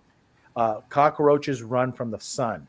That if Watchtower are cockroaches, and the best way to deal with Watchtower and the cockroaches is sunlight, and that's what the apostates do. And Vladimir Putin's going about it the wrong way, I believe. But do I blame him? No. If somebody insulted me as much as Watchtower, I would physically fight back and punch them in the face. So Watchtower, you got it. You know, I don't think it's nice. I don't think it's right, but you deserve it because you drew first blood. Doesn't make it right. It's so fascinating that you're Mhm. calling the Watchtower all these things, as I was talking about it earlier in the video, going, listen, when you hear people speak of a person or whatever in this terminology, and here you are speaking in it, Yeah. beware. Yeah. But this is truly how you view the organization. You're delegitimizing it. You're talking about it as though it has less power than what we were indoctrinated to believe it does have. You know, so I hear you. And Yeah. I think the best example of a way a government can handle the Jehovah's Witnesses is the Australian Royal Commission. You haul their asses in.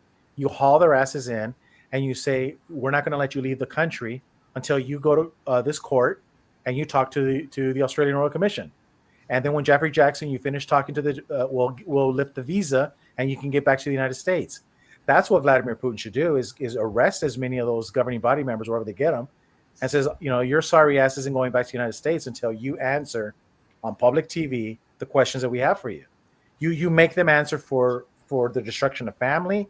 You make them answer about the military, you know, enrollment. You make them answer about college. You make them answer about holidays, disfellowshipping, you know, and just child abuse, the whole thing, and then just embarrass the hell out of them. And then you wouldn't have to go with the heavy hand of breaking into people's homes, into the kingdom halls, all that stuff. That's just a show of force, and that'll backfire on Vladimir Putin. But I think the Australian Royal Commission set the right example. Australia took a major blow as far as Jehovah's Witnesses. That Australian Royal Commission was plastered all over the news. There was not an Australian who didn't know what that was.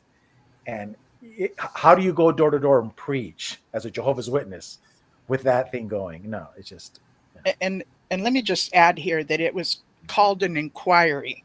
Mm-hmm. So all of these different charities were being questioned. Mhm. So they did inquiries Mhm. on all of these different charities. Mhm. So because the government gives Mhm.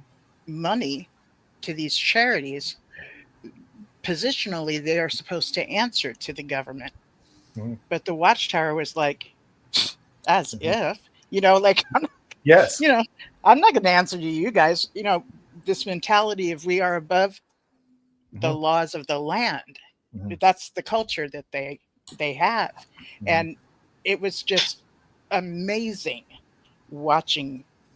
But see, Yeah. some people were upset that like there was like no result of after people were being questioned, but Mhm. that's not the purpose of the Australian Royal Commission. It wasn't like a court setting where somebody would be deemed guilty or innocent, and then when guilty would be, you know, sentenced to a certain amount of time. That's not what was happening. It was an inquiry, Mhm. and then they were told, we're not okay with it from the government. We'd like you to check into these other ways to do it and Right. come back in a couple of years Mhm. and let's see if you've done these suggestions that we've made. Mhm. And then 2 years later, they show up and Jeffrey Jackson they had barely opened the book a week Mhm. ago. Like they Yeah. did, like they just set it aside. And but one thing did change between 2015 and 2017, going back to the Australian Royal Commission, was that perpetrators or alleged perpetrators did not have to be in the room when an alleged victim Correct. is there, because that's the way it used to be. And it was presented as the victim has the right to confront their perpetrator. Mhm. Okay. It's Mhm. no, you don't put an alleged perpetrator in a room with a victim and think the victim's going to be able to speak. Yeah. Okay. Yeah. That's what was really going on. It was still a form of intimidation, and it would keep the alleged victim quiet and silent. And that's what they needed. Yeah. That changed. They no longer do that. And I believe it's because the Australian Royal Commission revealed that this was a Mhm. practice of the organization, and people were outraged. Like, what? No, the So ordinary person my wasn't opinion is okay. just simple. The Australian Royal Commission set a great example. You make them answer, and the government does have an authority. And this is the problem with what you're seeing in those videos that you were showing, that the lawyers are just playing all of these games in circles, and nothing ever really gets done. So that's the problem with Vladimir Putin. You don't need to be going into kingdom halls. You don't need to breaking into people's homes. You need to get the leadership. You need to get the leadership when they're in Europe, or somehow get them and haul their Right. asses, You and haul I their know asses, that and just put them it's the before, and not leadership. a judicial court, but just put them before the people, and says, Mhm. no, we're not going to send you back to the United States. You will answer these questions, and we're going to expose you, and then you send them back home, and he's not harmed or not, but you expose them for who they are, and and so that's what the Australian Royal Commission, in my opinion, successfully did. A government says, no, you will answer these questions, and you can't play this hide and seek anymore. And that's what Watchtower was doing. They were just hiding. It'll go away. It'll go away. And finally, it didn't go away. Jeffrey Jackson's ass could not get back to the United States until he testified. Yes. And he Brilliant. wasn't there in court with Correct. like Angus Stewart, Yes. the Yes. lawyer. He was actually at a police department kind of place, Yeah. kind of like how we are, Mhm. you know, right here. Mhm. He was someplace else. And Yeah. Well, you want to go home? Okay. Well, get on the camera. Let's answer a few yeah, questions, and we'll get you back home. Yeah. exactly. I mean, he had a glass of water his assistant, you know, helped him with. So to me, by the time 2017 came and he said that he didn't have time to look through it, he's got assistants. He has people that help him throughout the day that could have read it and ran it past him. There was no excuse why he didn't look at the suggestions that the ARC made for them to change. Yeah. It was lame to me. It was like very dismissive, like it was hardly even a thought to do, you Yeah. know? Yeah. Yeah. So So I wanted to ask Matthew, is this something that Brumley was doing? Is this what you mean by lobbying? Is that what you consider him doing there? Yeah, I was inclined towards thinking that that video was him lobbying. But if I may ask Gilbert a question, if he's comfortable, I wanted to just tune into your instinct, Gilbert, if I could.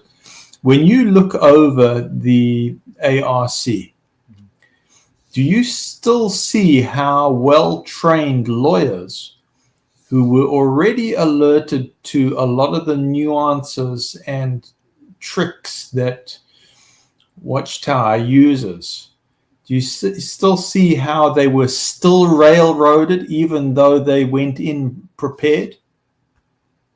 Yeah. I saw that.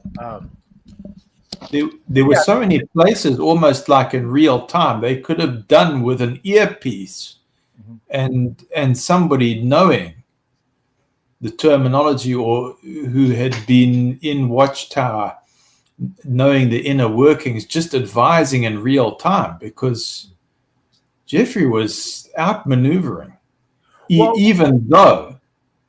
What happens is what I tell people is there's really in life, my dad would always tell us, there's two types of people. There's two. You always break it down to two: the truth, the light, the day; the truth, the lie. Good, evil. There's always really is only two sides. Yeah. And so what happens is, go back to your question.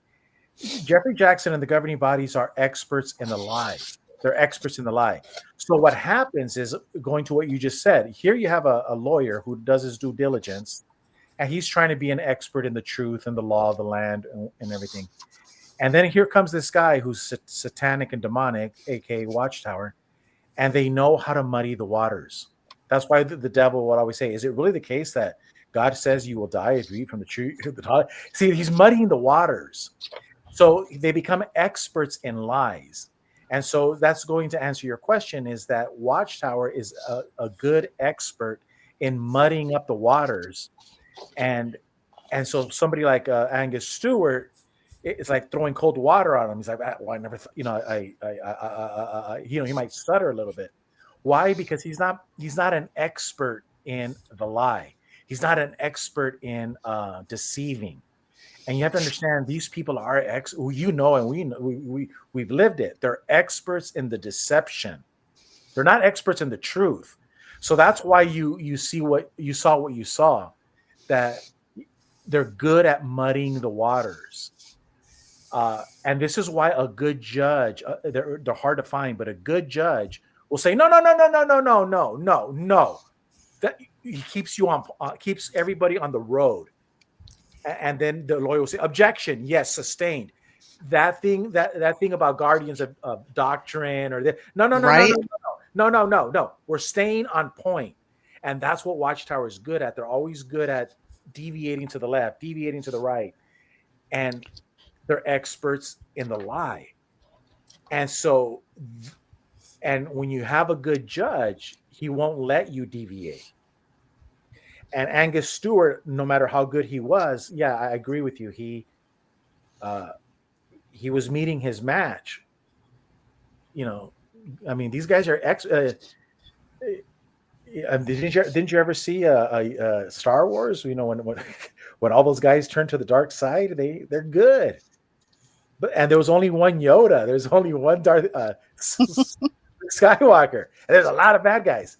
So, yeah, that's the point I'm trying to make, is that these guys are experts in lying, deceiving, and they're able to sneak their way through these hearings. And that's what you saw with Brumley.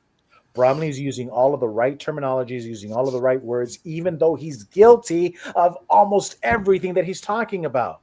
Kiss my rear end when you talk about respecting people's private property or private affairs. Unreasonable searches and seizures. Have you ever heard of a judicial committee? That is the most unreasonable search and seizure. So that's what I'm saying. They're experts in pointing the finger at you when there's three pointing back at them. And if you go back and you listen to that tape again with Brumley and you examine all the things that he's talking about, 9 out of 10, he's guilty of them himself. Yes. Like the property. He's talking about the property. Dude, you're Yes. the one that steals the property from the Kingdom Hall. Menlo Park. Hello. Yes. Yeah. And just share a little bit of thumbnail kind of explanation of Menlo Park, please.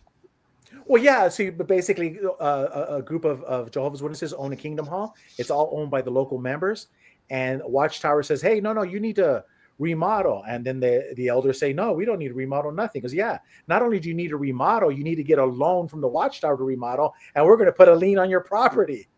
Bingo! Now we're in the title. Now Watchtower is the title asset holder. Next thing you know, and they went to court, and they're gonna win in the California Supreme Court. It's just being dragged on. But yeah, it's just a property grab. It's just a land grab. Yes. Do you remember when this started? Like over 20 years ago, or No, I thought it happened around the same time as the Australian Royal Commission around 2016. okay, that would be about 10 years ago. I want to show you guys something. It's one of my most prized possessions. It is the report. This is a book form. Can you see it? Yeah, case three. This is a book. I had it sent to me from Australia, from the Australian Royal Commission. Right. You know, a lot of us have the PDF form. This is the book form Brilliant. of what happened, of the case study number 29. And it is like one of my most prized possessions rather. And I just like, this is how much I loved the Australian Royal Commission. And it's dated October 2016 here at the bottom. And That's nice, Linda James. Glad you got that. I just asked for it. If you notice right here on the inside, it says CC. So it's part of the common, is that called? Common Creators, I think. Okay. Okay. Creative Commons license. So I actually do my videos under CC as well, so that it's something that anybody can use is what it is. You know, so it's not this isn't copywritten. So I can take things from this and, you know, use it in whatever form I want to. Like, you know, show people the part where Joffrey Jackson said, I think that would be presumptuous of us. Yeah. You know, different things. But that's they're asking you how much it cost. So $10. $10. Wow. I ordered it from there for $10. Wow. Yeah. And then let's see here. Then there's this other stuff that I have that is I should have that thing you gave me, Gigi, but I don't. Mm-hmm. This was like see, because you guys had went and done the 2017 Watchtower protest. Remember that? Yeah. So this was part of flyers that were made at that time. Yes. And that's when this link, it's JW Facts. Yeah, I usually put that on all of the videos. Mm-hmm. And Gilbert, there's another question I'd like to ask you, if I may. Yeah. Are you noticing how AI is missing the semantics of the nuanced language, and it's getting worse? Like, give me an example. Elaborate a little bit more. Elaborate a little bit. Like Watchtower terminology, like disfellowshipping or removal. It's slipping back to old terminology, and it's not really updating with the new terminology, or it's getting lost in various nuances that are specific to the JW culture. And it's almost like there's a counter program that is running that's confusing it. Yes, and I don't do much AI searching, but my brother Jesse does, and he'll tell me that yes, the first second response that he'll get from AI is pro Jehovah's Witness, but my brother pushes back, and after like 2 or 3 now conversations, they go back and forth, AI always I don't know if that's by design, but AI will always say, "Okay, you're absolutely right. I grant it." You're Yes. right on this issue.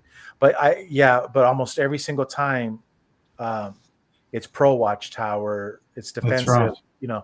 But if you push back and you push back hard with good evidence, it'll even quote you some of the literature where Watchtower does say X or does say Y. So does Yeah. it know it? Yes, it does know it. And so I it's surprising to me that in the very first second response that AI gives, it should be negative, because it's a large learning language model, right? That's what AI Yes. is. So you already have this information. You've been getting it from thousands of people that you've been talking to. Why do you always come up in defense of the Watchtower in the very Yes. first argument?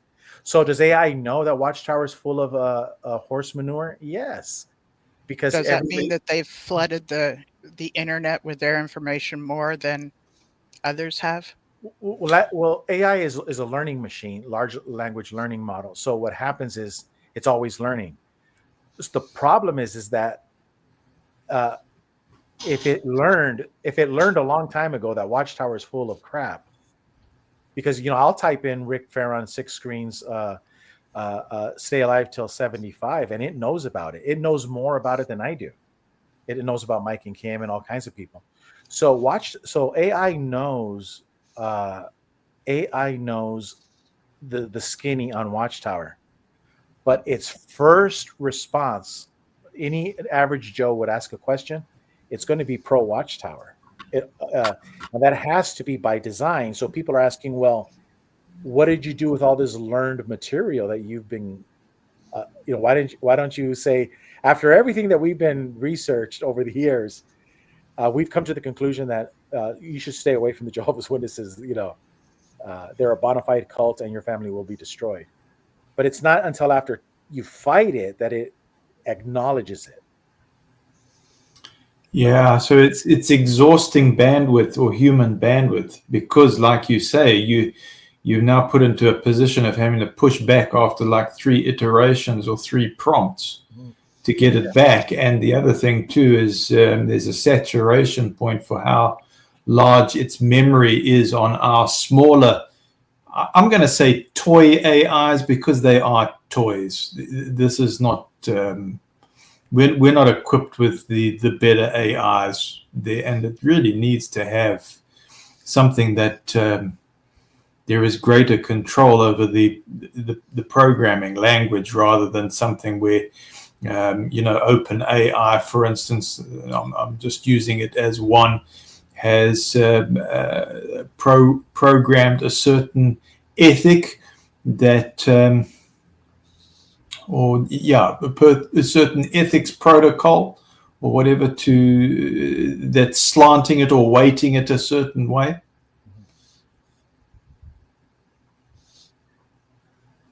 Yeah, I think, like I said earlier, it's designed, but almost everyone I talk to, that it's designed to give you a positive response on Jehovah's Witnesses every time. Shauna just asked me if I wanted to finish watching the movie. Oh, yeah, go ahead. I suggested where we left off is good. Yeah, that, and I'll get off and but if you do watch it, remember, there's whatever he says, he's projecting. And but he does it in a soft voice. But he's guilty as sin. Yes. He's projecting. Go ahead. Thank you so much, Shauna. And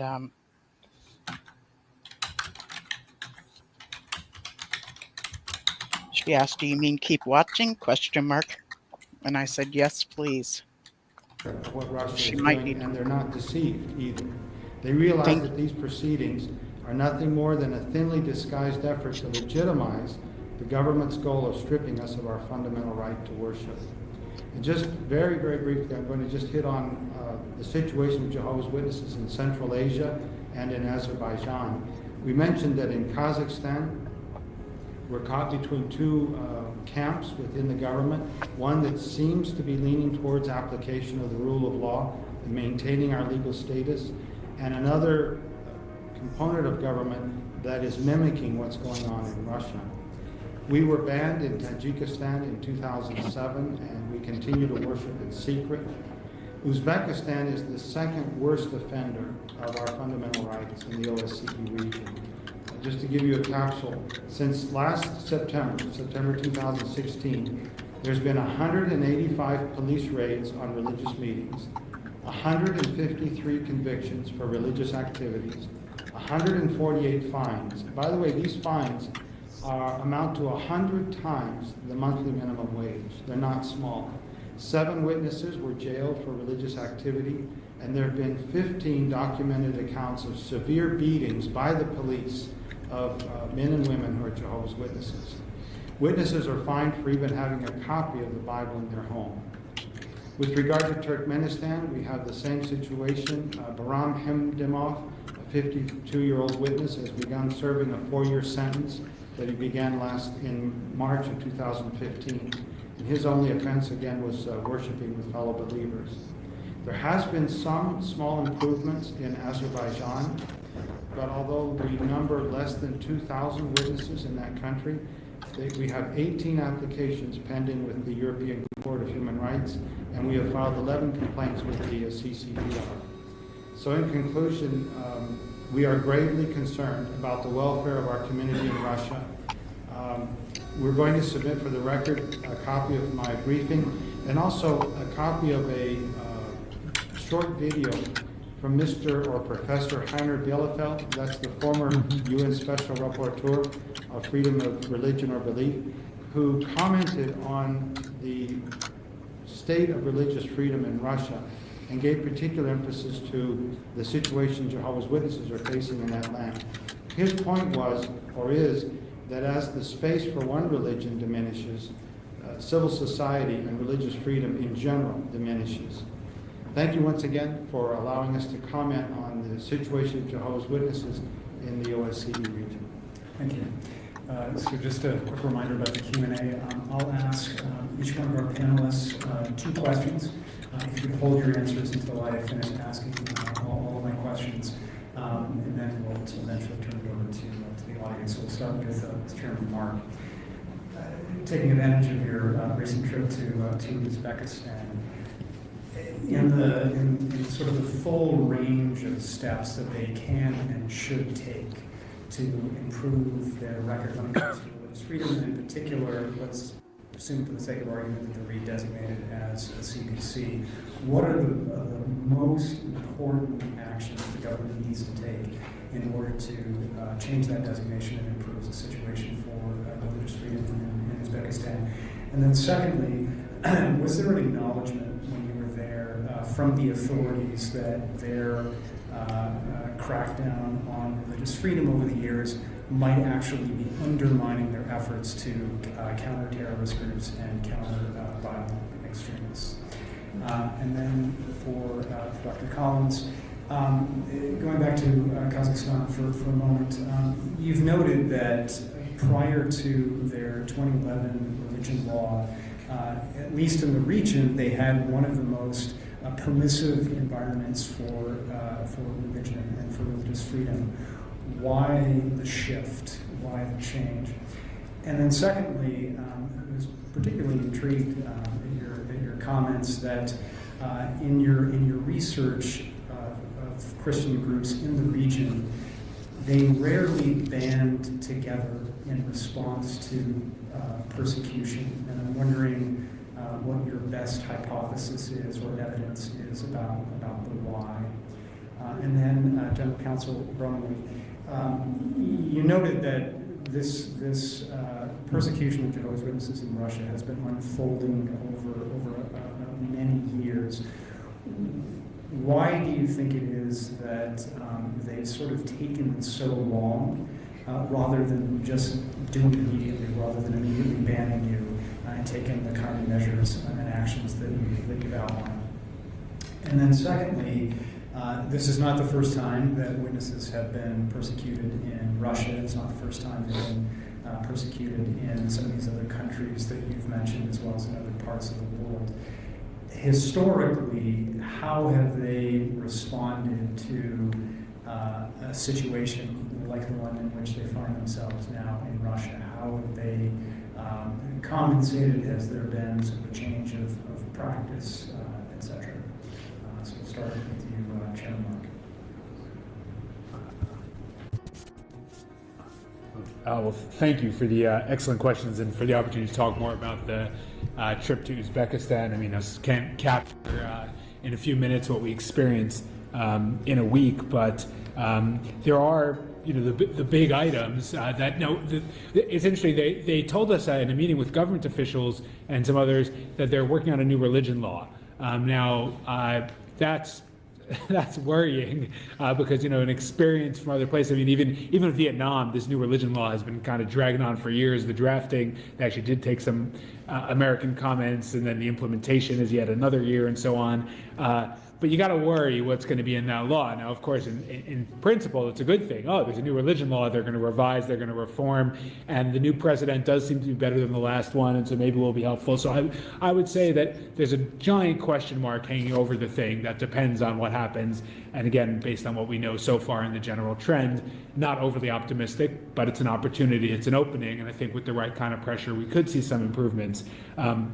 What would some of those look like? Well, the biggest thing that hangs over everything about religious freedom in the country is registration. Nothing can happen without registration. The group can't have property, it can't have services, it can't have literature, everything depends. Everything starts with registration. And of course, as we said, registration is a problem because that's how the government starts its control and surveillance. Nobody wants to register. So we sat in front of government, and government officials who said, nobody's applied for registration in 10 years to register. Well, why is that, right? Is it because Christians don't want to open churches? And it's not just Christians, by the way, because Christians don't want to open churches. No, it's because when they say registration involves providing us a list of 100 names and addresses of people affiliated with your church, everybody says, no, thank you. That's just giving them a list of people to pick on. And that's what they're going to do. And everybody knows this. And so, as I've been saying a lot post-trip, even insofar as the government does begin to implement reforms, they're going to have to work overtime to actually convince people that it's true and that they're sincere. And so reforming registration, I mean, we at USERF and in the human rights community in general probably would rather see just registration be done away with. You shouldn't have to register. But if you do have to register, there should be rule of law, there should be transparency, there should be protections, and so on. A second thing is education. I mean, to go to another part of the world, you travel a long way, and so maybe it feels like it should be that as different as it is, where children are not allowed to attend religious services. And 95+% of the country is Sunni. If you're under the age of 16 or 18, depending on the circumstances, you just can't go to weekly services at the mosque. You're just not allowed. Police will stand outside and keep children out. Government obviously controls all the education in the country, and the number of religious educational institutions are extremely limited. And the opportunities for religious education for children outside the home are almost non-existent. And so that needs to be, I mean, the most basic things that we take for granted here. And then the third thing that I'll say, and just giving you a big three that could go on, of course, a lot, is prisoners. Until we are convinced that there are not many thousands of people being held in prison for their innocent religious beliefs, then Uzbekistan will not have an easy time getting off the CPC list. Our policy analyst, Andrew Kornbluth, who is with us on the trip, God bless him, he's sitting here too, was so diligent about asking at every opportunity, how many religious prisoners are there? How many have been released? Can you give us the name of one person who was in prison for his religious beliefs and now has been, and that they basically ignored us. And so until they want to get serious, at least about, even one that laughable said, oh, well, all the information's publicly available.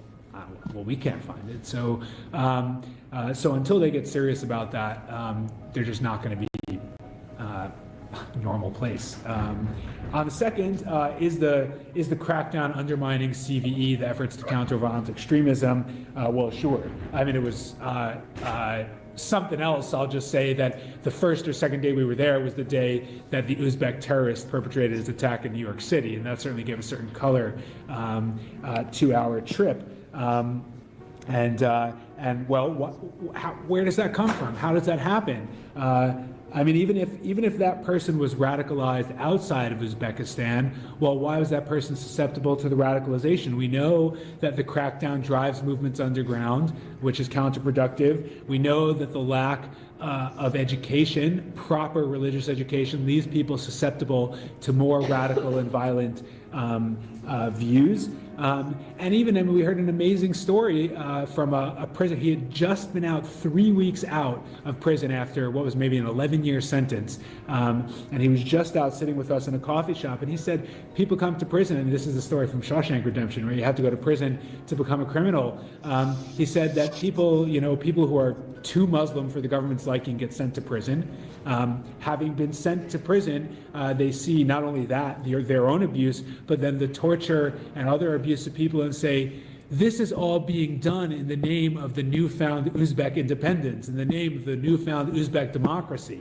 If this is what's being done in the name of Uzbek democracy, we want no part of it. And so they come out of prison more radicalized than when they went in. Now, that's not everyone, but it was such a striking example of the way the persecution exacerbates the problems they have and is counterproductive for their totally legitimate efforts to fight radical Islam. It's a pretext in the first case, and then an exacerbation of their own problem in the second case. And so certainly it is our line that all around the world, countries that truly want to commit themselves to countering violent extremism have to also commit themselves to religious freedom. Before turning over to Dr. Collins, I just want to commend the project Under Caesar's Sword, where she is a scholar, not just as something interesting and important of itself, but also as a model. There are many groups and institutions that document the persecution of religious groups. What makes Under Caesar's Sword different is that it primarily focuses on how particular communities are responding to the persecution itself. And it's certainly a model that I think can and should be replicated in looking at how other religious groups are responding to persecution. Dr. Collins. Thank you very much. And I would actually point you to Notre Dame's website, where there's extensive information about how different Christian communities are responding to persecution around the world. The focus is not just on Central Asia or Russia, but in many areas of the world where the situation is sadly even more egregious than what we're talking about right now. On your first question, Mr. Hurd, why the shift in 2011? Well, I think there has been a sort of gradual move towards this across the region, but in particular, I think a couple of events triggered the Kazakh government's crackdown on religious groups. There was the Kyrgyz Revolution, regime change in 2010, which created this sort of sense of vulnerability and instability in the region. The Arab Spring in 2011, perhaps even more so, created this sense that we're not quite invincible. In Azerbaijan, for example, there was a statue of Mubarak and Aliyev, which at the time of the revolution was something that gave the Aliyev regime some pause. Not just Kazakhstan, but again, Kazakhstan in collaboration with Russia and other members of the SCO, the Shanghai Cooperation Organization, discuss these issues on a regular basis. They they blend together issues of religious independence together with issues of extremism and terrorism within the framework of their general sort of security. I'm asking her to speed it up so that we can get towards these various events help sort of shift their thinking towards a mentality that we need to crack down on religion to a greater extent than we have in the past. There's also this understanding that even though Christians aren't the main target, we have to engage in this kind of equal opportunity repression. We're primarily worried about independent Muslim opposition growing in the country, but they decide that in order to justify and legitimize their crackdown on independent Islam, they need to more broadly crack down on various forms of independent religion. So I think that's driving much of this. And then we see, of course, that the escalation there has been an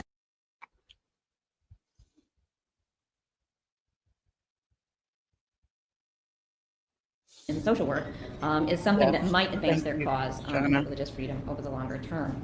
So I think those are probably some of the major reasons. The last thing I would note is that both the governments in the region, as well as civil society actors in general, have undercut some of these efforts. You don't have to speed it up. You can just move it forward, surprisingly, please. Perhaps because it is so... Like you did a second ago.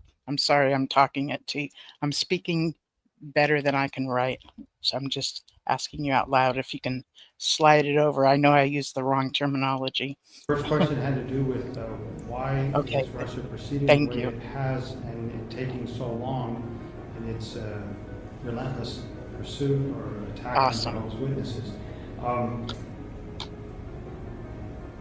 Essentially, to give a veneer of giving Jehovah's Witnesses due process of law. That would be my answer. The concept is we were registered. Again, we gained legal status in 1992. Almost immediately, the General Prosecutor Office in Moscow began proceedings against the Moscow congregation. They instituted 5 different cases. They lost all 5. The 6th one, they won.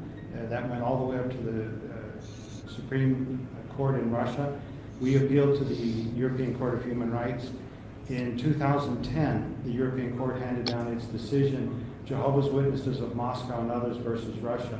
It's a wonderfully written decision. It meticulously goes through the beliefs of Jehovah's Witnesses and whether any of these beliefs or practices pose any threat to the Russian people. And the decision categorically rebuts every single argument raised. Now, an objective reader of that decision would have said, okay, case closed, Jehovah's Witnesses are no threat, we can leave them alone. But even before the decision was handed down, Russia had already amended its laws, such as the law on counteracting religious extremism, essentially to look for a new way of attacking Jehovah's Witnesses. If Plan A didn't work, then we'll go to Plan B. Like it's all about them. Illuminated this earlier this year in April at the hearing before the Supreme Court, as the lawyers for Jehovah's Witnesses would raise procedural objections that were very cogently raised, the prosecutor would stand up and literally say 2 or 3 sentences. And the judge would look at the prosecutor, look at the lawyers for the witnesses, saying, having heard from the defendants and having heard from the general prosecutor, I concur with the general prosecutor. To give you 2 quick examples. In one motion, the attorneys representing Jehovah's Witnesses said, you know, you are threatening to criminalize 395 local religious organizations. They have a right to be here in court if you're going to criminalize them. And the prosecutor stood up and said, they all make the same arguments. So when we hear from 1 or 2, we've heard from all of them. And the judge says, yes, you're right. And so they don't need to be here. Well, the second So he's motion, talking the about a different group of motion Jehovah's was Witnesses that were gathered like as halfway local down the religious block, organizations like as if were all of being them would be in court criminalized, with them. The administrative center affirmatively sought to intervene in the case. The judges in each case said, no, you're not a defendant, you're not concerned or a party to this. The administrative center then said, why should evidence adduced at those hearings now be introduced against us when we did not even have the opportunity to defend ourselves? And again, the judge listened to the prosecutor say essentially 2 or 3 sentences and overruled the motion.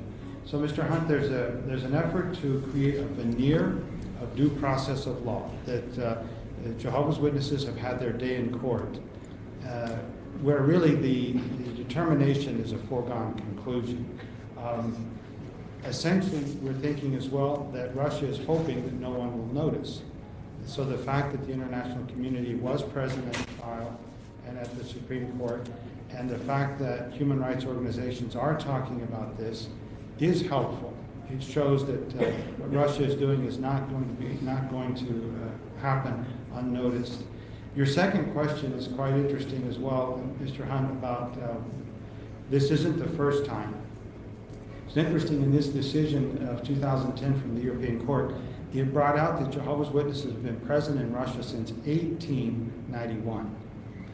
We were banned under communism, under the Soviet regime, gained our legal status again in 1992. So we're not an unknown community within Russia. In fact, many Russians are 4th, 5th, even 6th generation Jehovah's Witnesses. What did we do when we were under ban during the Soviet era? It's the same principles we apply now and that we've applied where this situation unfortunately presents itself anywhere in the world. In the Apostle Paul's first letter to Timothy, he Here it says comes. something that we follow, that we pray concerning kings and all those in high positions, that we may go on leading a calm and quiet life with complete godly devotion and seriousness. The point there is that Jehovah's Witnesses just seek to worship in peace. As Mr. Bielefeld said, we are the most peaceful people in the world in that we are doctrinally opposed to violence. So the farthest thing from extremism. So our effort is to peacefully worship. But then when a government says, no, you can't peacefully worship, and we go back to what the apostles said, we must obey God as ruler rather than men. So regardless of whatever steps Russia takes, Jehovah's Witnesses are not going to disappear. We will continue worshiping and continue doing what we have done. History bears out that we actually grow when persecuted. Sometimes We actually faster grow where we have legal status. when persecuted. So the efforts by the government to dissuade us from worshiping aren't going to stop us from doing so, as that's what history bears out. Thank you. As if more people are recruited Any, questions and attracted to from, this organization.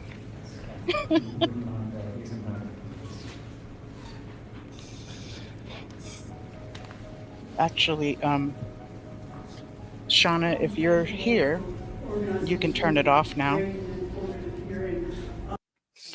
Thank you so much.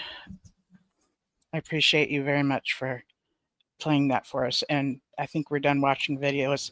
This is the last video of my playlist, and I'll put the playlist in the description later on.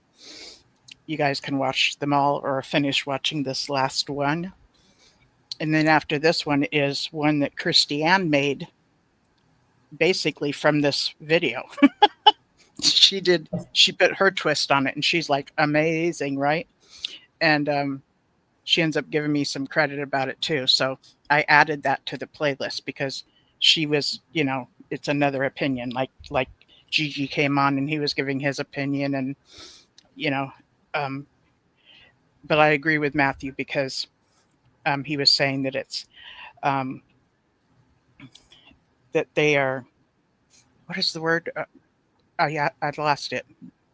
I feel like I've been hit by a baseball bat across my head. Why do you say that? Because it's like Gigi Gilbert's talking about, and some of the comments are talking about. We can see past the veneer. I've been saying I'm used to that video. It's not like this is the first time I've seen it. I look at it, and I still sit and I get triggered by it because I'm seeing past the facade. We know better. Yes. And it hurts. I actually feel Happy Thoughts is like, I'm out of here. So I'm sorry, Happy Thoughts, that this may have triggered you. That wasn't my intention, but I totally feel you. And I think it's very smart when you can realize I'm not going to be, I saw a couple of comments that she made, like, my anger is building. I'm going to make a cup of tea. Better yet, I'm out here. You go to bed. Yeah. That was very smart of her. I missed those comments, Linda, but I was sort of feeling it. It actually tires me because it takes up the mental bandwidth, if that makes sense. We know better. And I just hate that line. We follow God's laws more than man's or above man's.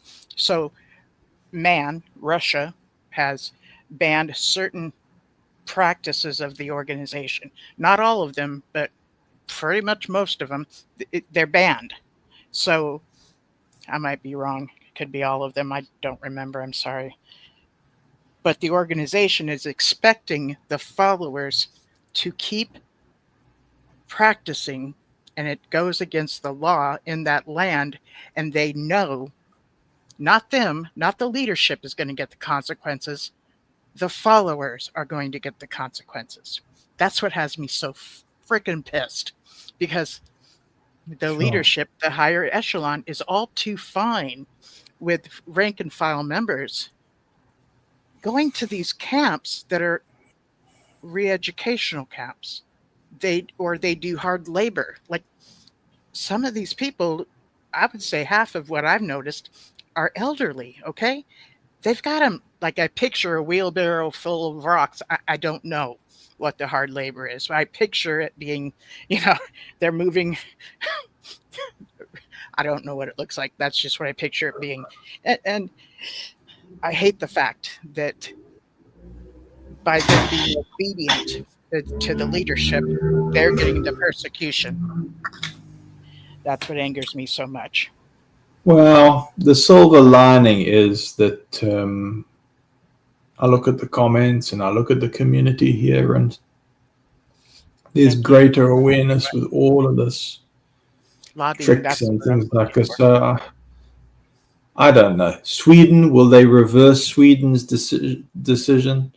The fact that Brumley's sitting in there and it's like playing into this whole thing. There's got to be a saturation point for how much abuse there can be. I mean, if there is such expert maneuvering at Spin City, spinning it the whole time, it has to get to a saturation point where the polarity is going to reverse. Well, it's just not sustainable. Philip Brumley now, at this time in 2025, has been fined for lying to a different situation court setting. So they got wise to his game. So it's now at that place with him. And he's a lead prosecutor. He's a very seasoned lawyer. Knows his stuff. Truly a good lawyer. Okay. Sure. But he's still Linda got James, the thing I want. Oh, sorry. I beg your Go pardon. ahead. Sorry about that. That's okay. Linda James, I was going to say, but we identify, am I right or wrong, that the world is a cult, essentially? We could. The base word of cult is culture. Okay, let me rephrase it. Or the base word of culture is cult. That the world seen is a negative cult. It can be, yeah. And okay, I'll stop. Go ahead and go with your thoughts. Without me. Go ahead. No, you're right, because look, the way that you reframe it, you're correct, because there is the light side and the dark side. There's a choice. I mean, there's a couple of ways to look at these outcomes. It's not always negative. This whole thing, the way Brumley is doing things, what we see here in this video, maybe it's going to work towards this incredibly wonderful outcome. I don't know. And in the meantime, are we looking at this and being triggered for no particular reason? Okay, it touches our sensibilities and things like this, but maybe this is the way that we're going to evolve, and the new paradigm shift is going to come into effect. I don't know. Yeah, I don't know either. And I'm not here to tell people how they must view it. Like, I'm just sharing what I found one day and went, oh my goodness, and then decided I wanted to share it. But before I could share it, it's a realm of a whole bunch of stuff that I'm not familiar with. Yeah. So I educated myself and needed to put so many videos beforehand just to start this one, okay? It was like, so that you understand what's going on here, I need to add this other stuff so that you understand how it all ties together, because it was something we weren't supposed to be involved in, which made us what is called disenfranchised, meaning our voice wasn't heard by government, but Philip Brumley's voice gets to be heard. And I'm glad his voice gets to be heard. But you know what? Our voices should be heard as well. How dare them tell us we can't vote? Or it's they don't tell us we can't vote. They come up with all these reasons why we're a conscientious objector. And so that's what they come up with reasons why that seem so logical, But you would think that the leadership has that same Right. mindset and practice, but we find out otherwise. Wait a minute here. You know what I'm saying? And the definition of lobbying would be doing anything that will change the opinion of the government Yes. in any which way. So when Sure. we've been asked to write letters to Russia or back in the day to Malawi, we were lobbying those governments. We didn't know Yeah. we were lobbying them. The organization says we don't lobby, but then they asked us to write a letter. And guess what we were doing? We were lobbying and had no frickin' clue. Okay? Yeah. I don't appreciate that. You know what I'm saying? Our obedience to them, our trust of them, would have never thought that we're lobbying a government because Yes. we don't lobby. You see what I'm saying? Yeah. Look, I mean, as you've been talking there, I've had an eye on the comments like Yvonne and Debbie Moore there, also Elaine Brain Drain. Can I read some of those, Linda James? Mm-hmm. Elaine Brain Drain says they will appeal against Sweden. And Yes. I gotta say that comment there, yes, absolutely, they will appeal against Sweden, and so I think it's the yo-yo kind of thing, where how do you not have an emotional response of going, oh yay, isn't it great that Norway got onto all the tricks, and isn't it great that ARC got onto all the tricks and Japan got onto all the tricks? And then we see a reversal again. But Yeah, its pendulum is kind of going yeah. back and forth, but it's going to settle in the center eventually. Right. So now Yvonne says there's a lot of bias in all systems that form the basis of fact, very misleading. The point is to control people. So I look at that comment and I go, okay, so this is our human nature. If we over control it, if we say, okay, guess what? Watchtower, you lose. Then if we control all the crime so that nobody can commit a crime, essentially it's a tyrannical system where you can't breathe in that system. So in other words, we've actually got to say, oh, we actually need the crime in order to have a free system. And so then does that make us part of the club because we realize that? I think It's a catch-22. I think it's fascinating what you're saying. So Gigi's here. Oh, there's Hi, Gigi. Gigi. Great. Hey, you brought I up don't think it means you're accepting the crime, but rather accepting more free will. And yes, unfortunately, what goes along with free will is some people do commit crimes within that free will. But the bigger picture is we actually get to make choices that the organization has actually micromanaged for us. Like if somebody sneezes, I get to say, bless you.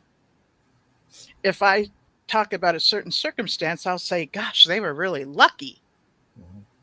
Those two things were forbidden. I couldn't say lucky. I couldn't say bless you. That's how micromanaged this organization can be. Yes, they're, they're opening up more, but I just wanted to explain. Yeah, the comments are great. Yvonne's comment, Debbie's, John. I mean, yeah. They're on point. It does feel like you get smacked in the face when you see stuff like this, but I would rather know, if that makes sense. And again, I'm not here to tell you what your opinion should be about this video or about Brumley. I'm sharing my viewpoint. I'm not, Oh, Linda James, I'm not being negative by that. If it's coming through Okay. negatively, I apologize. Yes, I would No. rather know. I would Yes, rather yes. be in the know. Even if it means that some people end up being criminals, and stealing things or whatever. God, I sound like Charlie freaking Kirk, don't I? Oh my God. Gigi, did you want to add into anything? Yeah, just 2 points, but we all know that Russia is the boogeyman. He's the United Nations hate him, the Americans hate him, and the European Union. But we all know that it's a political issue because what they really want is to divide Russia into 5 pieces and steal their property, and that's always been the case, and Russia's always survived. But that's a political note. But the point I'm trying to make is that Watchtower is political. They are not neutral, because why does Philip Brumley not complain about China? Why does he not say one word about the Israel's policy of Jehovah's Witnesses in Israel? Israel's like, yeah, but you can't go door to door in Israel. You can't proselytize. Why is it that William Brumley never complains about Saudi Arabia, Egypt, or Jordan or Turkey and how they treat Jehovah's Witnesses? You know why? Because it's not political expedient for them. And so if Watchtower was really true to their word, they would be attacking everybody on an equal opportunity. But the fact that they're only picking on Russia suits the United Nations agenda, the European Union agenda. And I just find that to be very, very telling. But the point that you guys made me want to talk about, you guys were talking about how they were going to appeal this and appeal that. In a judicial case, you don't, very few cases actually get appealed. The great minority get appealed. The great majority, like 99%, never get appealed. Why? Because what happens? What happens when you go to court and then they get settled? They get settled. Very good point. They settle out of court. Yes. And it's a gag order. But no more than that. It says, you know what, Linda, instead of us fighting, why don't we just sit down and settle this? Mm-hmm. Right? So let's settle it. So hold on a minute. You mean to tell me that Russia can't say, you know what, Vladimir Putin, we don't want to appeal this. We want to settle this. And then Vladimir Putin said, okay, stop this fellowshipping the children, destroying the family, stop, report all pedophiles to the police, keep the property in the hands of the local Russian citizens, and the property that they acquire will never be in the hands of a New York corporation. The only property that you can keep in a New York corporation is the one in headquarters. The other thing is, when it comes to matters of voting, when it comes to matters of inscription in military, mind your own damn business. Let people make their own decisions. That's called settling out of court. That's when two lovers, a husband and wife, yada, yada, they settle their differences. So isn't it interesting that Jehovah's organization here on earth cannot settle their differences with Russia? When Russia is just saying, hey, we'll let you be Christians in our country. Just leave people the hell alone on a Saturday morning. We don't want you knocking on their doors. Hey, I got an idea. Why don't you be a religion in our country, but why don't you stop calling us the great Satan? I really do believe that Watchtower is at fault here, because they're the lover that wants everything and they don't want to put nothing in it. Right. They're the wife who's a gold digger, but doesn't want to, she's or vice versa. There's the guy that's just taking advantage of the woman. This is a perfect example of a relationship of a country and a religion, and the religion wants everything on mine, me. And the concessions that Russia is willing to give Watchtower is a lot. But for crying out loud, finally someone said enough is enough. BITCH. Enough. You are in it tonight. I have not felt you this hot in a while, but justifiably so. Hey, yeah. Let's use the Bible. Why doesn't Watchtower demonstrate, like the Apostle Paul says? I'll quote the stupid Brumley quotes the Bible, the Apostle Paul. The Apostle Paul says, show everybody how reasonable you are, your reasonableness. You don't think it's reasonable to stop shunning young kids and destroying families? You don't think that's a reasonable concession that you can give the country of Russia? Yeah. You see, they're hypocrites of the highest order. Yeah. Gilbert, when you say, Sorry, Linda Jones, go ahead. Sorry. No, I'm good. Go ahead, Matthew. Gilbert, when you say that very few of these things are appealed, what do you mean? In a judicial tribunal in the JW system, or are you saying appeal in the secular system? Well, no, Watchtower is appealing in the secular system. Watchtower is appealing. But like Linda and you guys already know that 99% of the people do not appeal their cases. Let's say I get a fight and my wife and we get a divorce. We don't appeal it. We settle out of court, right? Because it's less money, right? It's less money. And we want to move on with our lives. Well, for some reason, Jehovah cannot let go and settle. Jehovah has to fight, appeal, and never give any concession to the mother Russia, mother country. All right. Because Mother Org, Yes. is another mother. Okay. Yeah. So the hypocrisy of these people. You and I settle out of court, but Right. these demonic entities, man, they're the woman or the man that wants it all and doesn't want to put anything in the relationship. So how would this serve or benefit the organization to do this? Simple, their numbers would grow. If Watchtower conceded to Russia and gave them everything they wanted, their numbers would quadruple, quintuple. The truth is, Watchtower doesn't care about that. They don't care about growth. They love their demonic power that they have over people. They love that more than anything, because there comes a point where you don't care about money anymore. You got so much of it, it grows on trees. It's now about something else. Would this play into the Mhm. persecution complex, which is one of the things that they have said is a confirming mark that we are the organization God's using. Yeah, so we get to chalk yeah. that up as confirmation. Yeah. This means we are the truth. This means we're, God's only organization. We're the chosen ones. Yeah. And they gain favor politically. They're gaining Mhm. favor politically because they're playing along with, they're the useful idiots. They're playing along and say, look at United Nations. We call you the beast of Babylon, but it's okay. We'll pretend to be your friends today.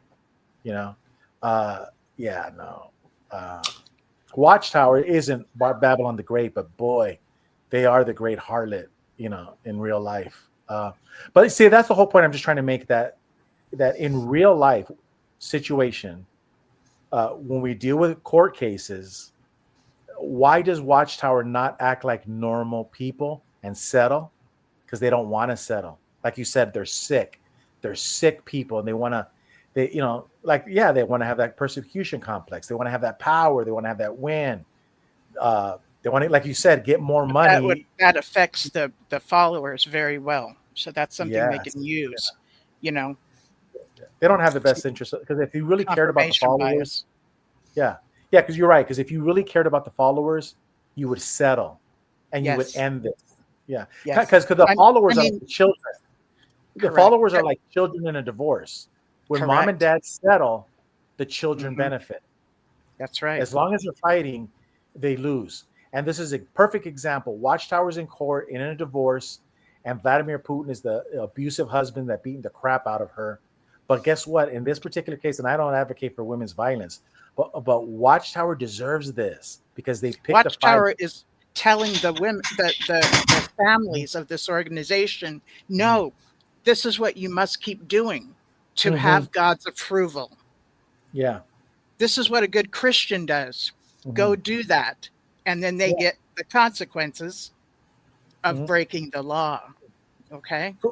Or also a woman who continues the fight, so that way the children will love mom and hate dad. That's what Watchtower is doing here. Watchtower is saying, hey, you continue loving us, and Putin, bad. You see? Or we can't leave our husbands if they beat us. So our kids get to watch us getting beat. Yes. And my son gets to see that this is the way to treat a woman. So now you see that King Solomon was right. There's nothing new under the sun. It's the same playbook. It's just the names have changed. You described it. It's all the same. Watchtower.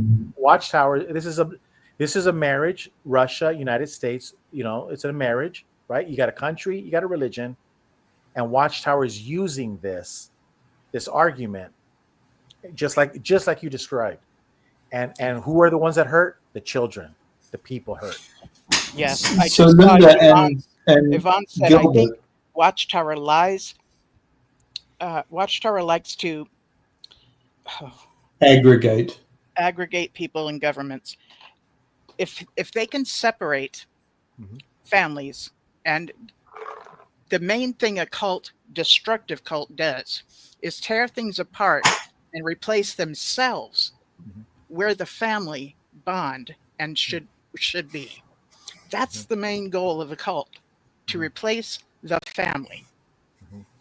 Everything else is their way of getting to that point. Sure. Your blood relatives are nothing. The Jehovah's Witnesses are everything. Everything else must be. I mean, like, speaking of court cases, there are cases where a child that got a blood transfusion at birth, Watchtower lawyers are still suing the doctor that gave that infant the blood, and the person that was the infant is now 20-something years old and alive. Yeah. But Watchtower is still suing the crap out of this company or the doctor or whatever, yet this person stands alive. You know what I'm saying? It's make it make sense. Make it make sense. But that's Okay, what- so I've got something to share with you, Linda, James, and Gilbert. So when okay, because Gilbert was talking about what do you do with the vulnerable? What do you do with children that are vulnerable, right? Getting abused, and then they go, "Hey, this is what's happened to me," you know, and the abuser goes scot-free and proceeds to abuse somebody else, right? Do we just sit back and we go, "Oh well, let's just let it continue," because what can we do? We can't go up against this kind of litigation power. So you know, Norway's reversed things, so we can't fight back. So forget it. Let's just let Jehovah take over, and karma, the wheel of karma wheel will just sort it all out. Well, leave it in Jehovah's hands. Yeah. Leave it in Jehovah's hands. Okay. which is a thought-stopping thing, right? We recognize that as thought-stopping. Yes. Okay, so this is what happened in my case. When I saw, okay, we've got a contravening of law, I wrote to governing bodies and said, I am in a permanent state of appeal until I say otherwise. And that's registered post, and we can see that that's arrived on the system. Why? Because that's exactly what is done in the court system. That's what Gilbert is saying they're always doing. They're always in a permanent state of appeal. So I saw that long ago, and I said, no, I'm also in a permanent state of appeal. If you GG for GB, what is that? You're anointed, you replacement GB. Okay, whether it's tongue in cheek, many truths said in jest, but actually using that very system as an ambassador, you have imputed righteousness, you have diplomatic immunity, and that permanent appeal puts you into that category of diplomatic immunity, because you never can be tried. You're always in that perpetual system. That's the high priest Jesus Christ always making appeal. The blood. If you have accepted that, then you are always in that permanent appeal process. Mm-hmm. Am I making sense, or is that? Yeah. Yeah. No, you're making sense. But you know what? I going back to this thing about like what Lynn was talking about, what's happening in Sweden and others. In every home, everybody has a role. And this is where I mentioned earlier when the first time I was on, how they muddy the waters. Satan muddies the waters. And the man has a role. The woman has a role. They're clearly defined. Everybody has a role. Everyone just does their job. But when you start muddying the waters, that's where the problems begin. So I'll give you an example. It is the government, the federal government, that has the role to punish sex offenders. It is not the role, that's the role of the husband. The role of the wife is to say, honey, we got a child molester here. So Watchtower tells us this is where the children suffer, because Watchtower is always trying to muddy the waters and say, oh, no. We're God's chosen people. We have, yada, yada. Talk to us if there's a problem. No. They muddy the water. It is clear in the Bible. It is clear in common sense. It is crystal clear to anybody with half a brain that the role of the federal government, regardless of your political persuasion, is to put bad people in jail. That's the job of the government, is to protect us. But Watchtower comes along, muddies the water, and they say, oh, no. You can just give us that information. You see? So this is why these governments are mad at Watchtower. They're like, no, you're usurping your power. We let you be a religion in our country, even though you're from New York, which should never be the case. Nobody from New York should be allowed anywhere, in my opinion. But you come into our home and then you try to tell me that you're the man, you're the police, you're the whatever. No, Watchtower is muddying the water, and that's what pisses us apostates off. And this is where Bromley, with his nice, beautiful voice and everything, he muddies the water. And we're like, no, Bromley, you're a liar. You have no role. The Constitution of any country does not give you this role, and you are lying through your teeth with your persuasive talk. You're Sure. and you're convincing the religion, your religion and the followers that they do not have to be subservient to the federal government in matters of crime. Thank you. There's the key right there, crime. Because governments see religions as their own governments, meaning they don't come in there and tell them how to run their own government. Watchtower is its own government. But when it comes to crimes, then the outside government does get to have them answer to them for crimes. Okay? That's the key thing that you're talking about right there. Correct, yeah. Well, it's parallel governance. Exactly. But sovereign entities within another governmental jurisdiction. And so a government like Norway is saying, oh, we don't have control. You're acting like you've got Sharia law. Right. And this is where Putin is saying, no, we're not going to let you kill us by 1,000 paper cuts. Because every country is witnessing that, where instead of pledging allegiance to one country, one flag, everyone wants to become their own little independent sovereign state. And it's great for everybody to be independent. It's great for everybody to be, we're all separate, but we all have to understand that certain jobs are allotted to certain people. We like for example, arresting people. We can't just go arrest whoever we want. We have delegated that authority to a specific number of people. Can citizens do arrest? Yes, but there's a procedure for citizens arrest. Correct. And so there's procedures. But Watchtower comes in with their nice melodious words, and they muddy the waters. And when you watch that video, that's what he does. He muddies the waters. For instance, if it's reported that there's been abuse in a family from, let's say, the father, what's asked by an elder is, was there a second witness? And if there wasn't, that father gets sent home with the child. Okay? Because there wasn't a second witness? Okay, so what the government outside of this organization has tried to do is to overturn clergy penitent privilege. But that's in the case of when somebody confesses that they've done some CSA. Over here is a report of CSA. There's a difference. What ends up happening is if the elders say, okay, we'll look into it, they go ask the alleged perpetrator, is it true this has happened? And if he says yes, That's the confession that they believe they don't have to give to the law of the land, right? In Washington, Yeah. they passed that the elders and the priests and everything have to report when a confession happens of CSA. Okay. Okay. But Trump called that anti-Catholic.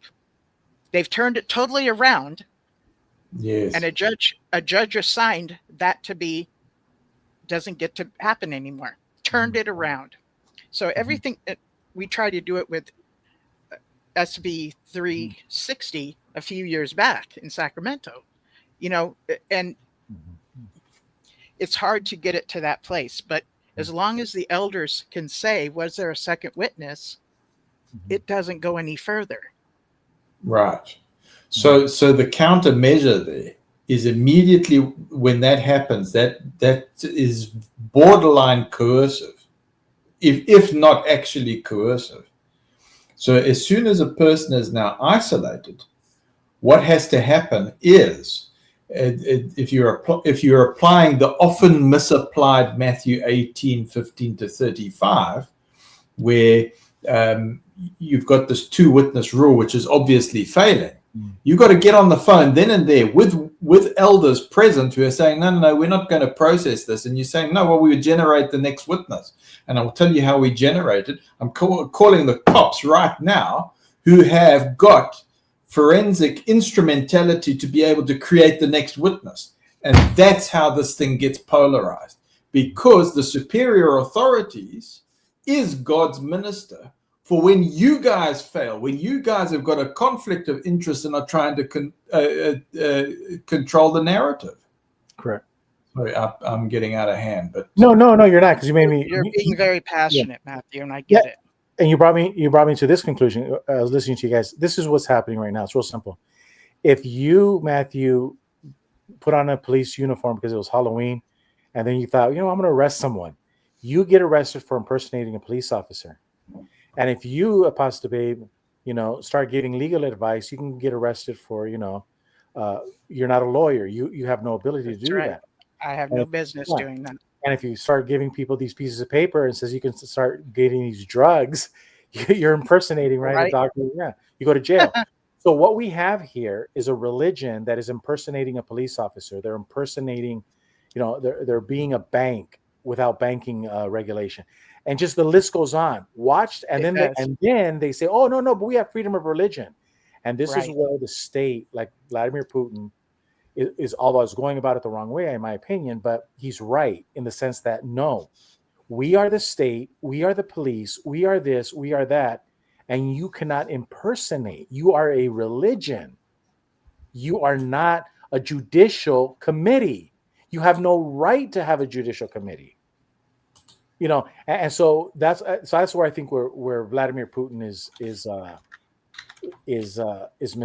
mistaken. For example, Vladimir Putin should never burn or confiscate books, regardless of any. Just don't do it. It doesn't have a good history. I hear the elders do it themselves. The elders are told to do it. What you do is you get Watchtower's literature, and then you sue them for libel. You say, you have just called Russia Satan, and you just called us this and this and this, and you sue them to high heaven in the courts. What happens again goes back to my point that Watchtower muddies the water. They impersonate police officers, but they're not police officers, and they do it under the guise of freedom of religion. Yes. And it's like, no. We're not talking about religion. We're not talking about religion. We're talking about sex with minors. Yes. It's clear. And the paperwork they used to fill out for that actually had a portion that asked if the underage person was a willing participant. A minor cannot be considered a willing participant to an adult. Okay? But that's what used to be on the paperwork. They've taken that off now, but this is how they were viewed, so that the child could be responsible for the perpetrator's actions. How dare them? I was telling Matthew earlier, in my thoughts, my belief, I think that the religion portion of the organization is a front to all Yes. kinds of things that is going on behind the front or a beard. Okay. And they need this religion to remain there. It Yes. benefits them. It gives them, they don't have to pay taxes and a few other things, so that this other stuff that's scandalous and totally criminal behavior or whatever, they get by with it because they have this front. That's just an opinion of mine. I'm not saying that that is in fact the way it is, but that's how I see it, So they treat the followers abusively and tell them that they would be nothing without them, making them dependent on this leadership. And that is the same way an abuser does to a partner or a child. They do that same thing. They try to convince the victim that they would be nothing without this alleged perpetrator.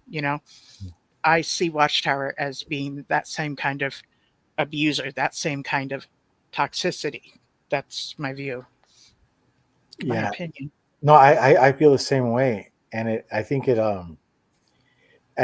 is I've come to this conclusion, and the reason why, because King Solomon has already explained it. I tell it people all the time in the first chapter of Proverbs, verse 14, and this is the problem with all of these organizations. They collect money and they say, "Hey, let's put it all in the same pot, and we'll share the loot." That's what Watchtower does. Hey, let's put all of our money together. We'll share the loot. But Watchtower is the only one, right? They're the ones that hold the basket. And and what King Solomon was describing about how these people are murderers, the people that do this, because you're collecting other people's money. And this is what governments do. This is what mafia does. They put everything in the pot. Mm-hmm. And then it's just too much money. They become corrupt. And so this is the problem with all of these 501c3s. They get so huge and they get so much money, and then you're like, they all end up being corrupt. Yes. And this is why I tell people one of the guys I like the most, and I know people don't like him, but the best thing that happened to him was when he died, so did his business. And it's Rush Limbaugh. When Rush Limbaugh died, the Excellence in Broadcasting Network, which is his, it's dead. It's gone. See, that's the best thing that could happen to a very powerful person, is for him to just, when he dies, that everything die with him. But look what happened to Disney. Disney died, and it gets bigger and bigger. And now you hear all the sexual problems with Disney, right? This is what happens. They become dinosaurs. I haven't heard any. What are you talking about? Oh, the pedophilia and the Walt Disney thing, But but it happens everywhere. They become dinosaurs. So these religions, they get bigger and bigger, and what happens? Pedophilia. It's just they become dinosaurs. So it all goes back to Proverbs 1, where this pot gets bigger and bigger of money, and then it becomes corrupt. And it's like you said, the pot just becomes the front, but all of the dirty things in the back. And I agree with you 100%. This is why smaller is always better. Jesus wasn't washing his feet, the apostles, and saying, "Now I'm going to tell you about 501(c)(3)s." Right? He wasn't. Yeah, he wasn't educated. Gilbert, I've heard Rick talk about, has anybody ever received money from Watchtower? And I'm not talking about a payout settlement. I'm talking about, and I'm surprised nobody's actually answered this, but Gilead graduates get a check when they graduate. Correct. And the reason for that is it's an incentivization to become part of the firm, to become part of the company. Mm-hmm. And I don't know why this isn't being mentioned to Rick. How much money did they tell you, or no? Well, they start you off with an extra, so you'll get your reimbursement, your normal reimbursement, but you will get an extra that puts you ahead. And I don't know what that rate is, but it's a check, and the governing body will write you a letter and say, "Here is our gift to you," not a reimbursement. They send you a check with the saying, you see the doors of opportunity that Jehovah opens. This is one of those doors, and this is a check. But the reason for doing that is to incentivize you, to show you that there is more. And that's when the business opportunities open up from that point of view. So say, for instance, you've had property or you've sold up your house or whatever, you're supposed to put it into the shares within the organization, or whatever stocks that are going on through the purchasing department, and you become part of that. So you get prioritized in the hub system, and that's. But I'm not hearing about this. No, but you know what you're describing there, you know, you see it every day. Like King Solomon said, there's nothing new under the sun. They get bought out. This is what you're describing. The politicians. Look at the politicians. You need to serve 3 terms in the House of Representatives, 6 years, and now you got a full-time check for the rest of your life. You know, right. So it's there. So do they really care about taking care of the working class? No, they care about getting their pension. And then they bought you. And now that they bought you. And so that's what you're describing is what Joe talks about, the company man. Joe was a company man because he loved Watchtower. He loved Jehovah. But, you know, then he left as an elder. Joe's a very, regular in Six Screens. But anyways, the point is that you're describing a company man, a man that Watchtower has bought. Yes. And one of my friends I grew up as a Gilead graduate, and he told me in a convention that Gilead graduation, when you graduate, is proof, the greatest proof that a person can give for loyalty to the faithful slave. And I thought to myself, I thought we were supposed to be loyal to Jesus Christ. I didn't say that out loud. So right. See, they bought him. He's bought. Yes. So that check, so think about the amount of money the Republicans and the Democrats pay out to their people versus Watchtower. The Democrats and the Republicans are jealous that they can't do it on the skinny. They're like, damn, you did it for only $300? I had to pay this guy $1 million, and so all over the world, people get bought out. And I think that's what you're describing is that Jehovah's Witnesses are cheap, and they get bought out for small amounts, and you'll get a future check in the like you'll get 10 acres in Paradise Earth, and Apostate will only get 5. Right? Yeah, it's actually more than that, because I mean, if I think about like in South Africa, they had they bought the properties outside the branch, like these enclosed, gated. Flat communities, really great houses, and they bought a whole lot of those, right? And it was get in your volunteers, get in your pioneers, let's upgrade those properties, and then we sell them off later on. And you start seeing that those that are in the know are also buying up those properties or using the same methodology. And not thinking so much, because they're just going, oh, well, that's the pattern. Let's copy it. Let's put our investment in there and let's get the return back. Mm-hmm. And I mean, it's huge monies. And as soon as you've got an off day, you're no longer bound by the oath of poverty. That's when you do your transaction. That's how your guys in your Gilead graduation that are incentivized are able to travel around the world and go to club. Now, Matthew, let me help you understand. You'll really understand this now. I'm going to step away for a minute, and I'll be right back. But you're listening. Okay, because Pastor Dave's going to love this. Look, do you know how much Elon Musk makes and how much Mark Zuckerberg makes every Friday, their paycheck? I don't have figures, but insane amounts. Yeah, sure. No, they don't. You make more money than they do. You make more money than Elon Musk and Zuckerberg. But you check this out. They have a credit card, an American Express, that covers all of their expenses. You see right. The company pays for the fuel in the private jet. Yes. So you're describing the Gilead graduate. The Gilead graduate. How are you going to go to South Rio de Janeiro this weekend, and the following weekend you're going to be in Tahiti, and the next weekend you're going to be in Sydney, giving a speech. Well, you're living large, man. You're living like Elon Musk.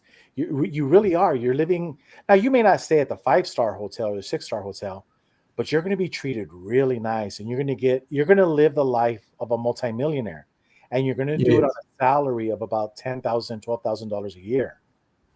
Elon Musk doesn't make no money, nothing. Yes, but he lives large. The company, see, it's the same. It's the same concept. The company has it all. Now he has a stocks. Don't get me wrong, and all, but he doesn't get a paycheck like you and me. You see, and that's the Gilead graduate. So the Gilead graduate has a benefit package.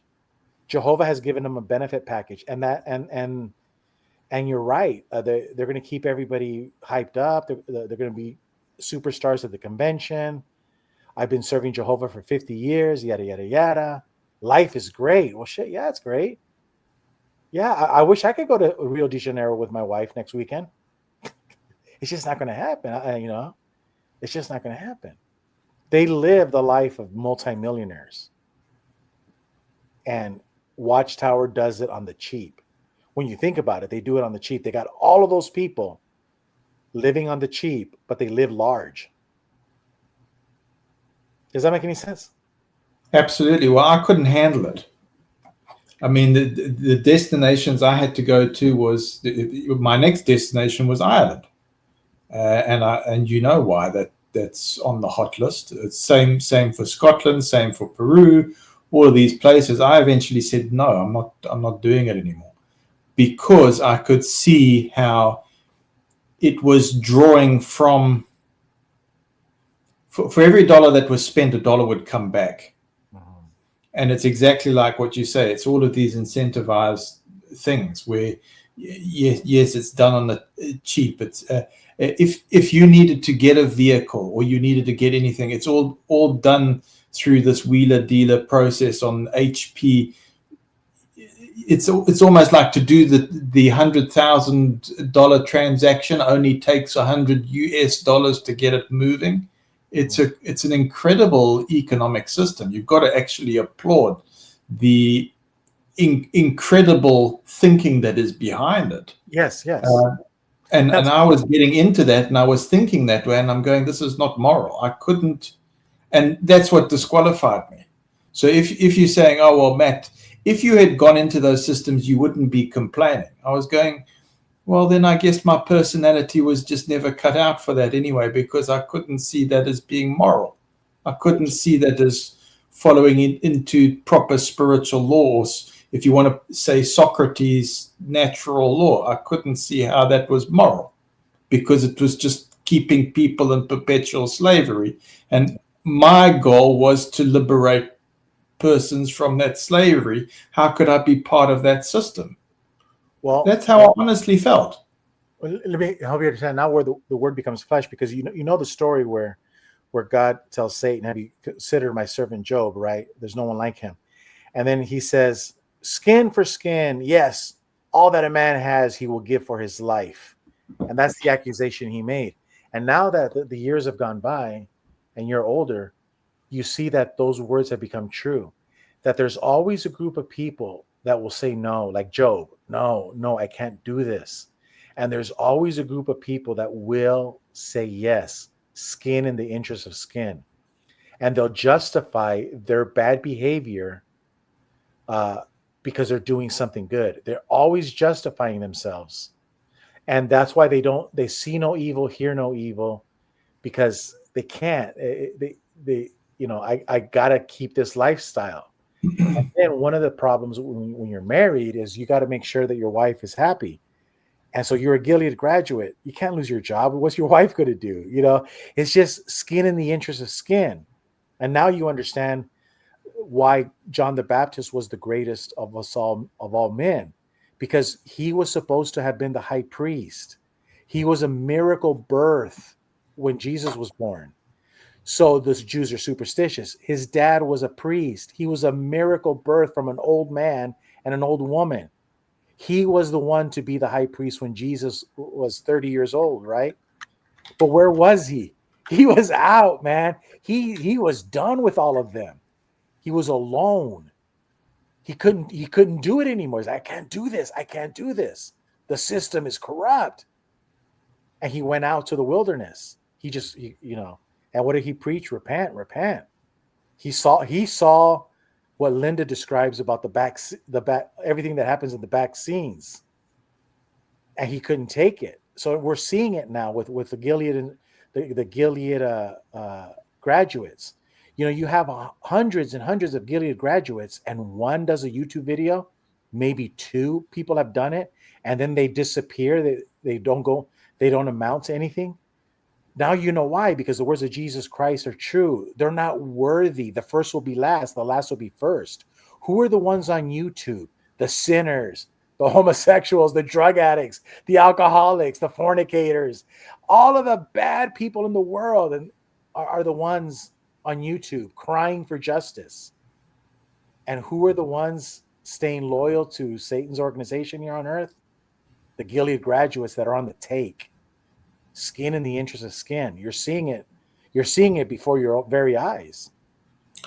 Well, then I admit I could never. That whole thing of being invited to governing body or having the carrot dangled,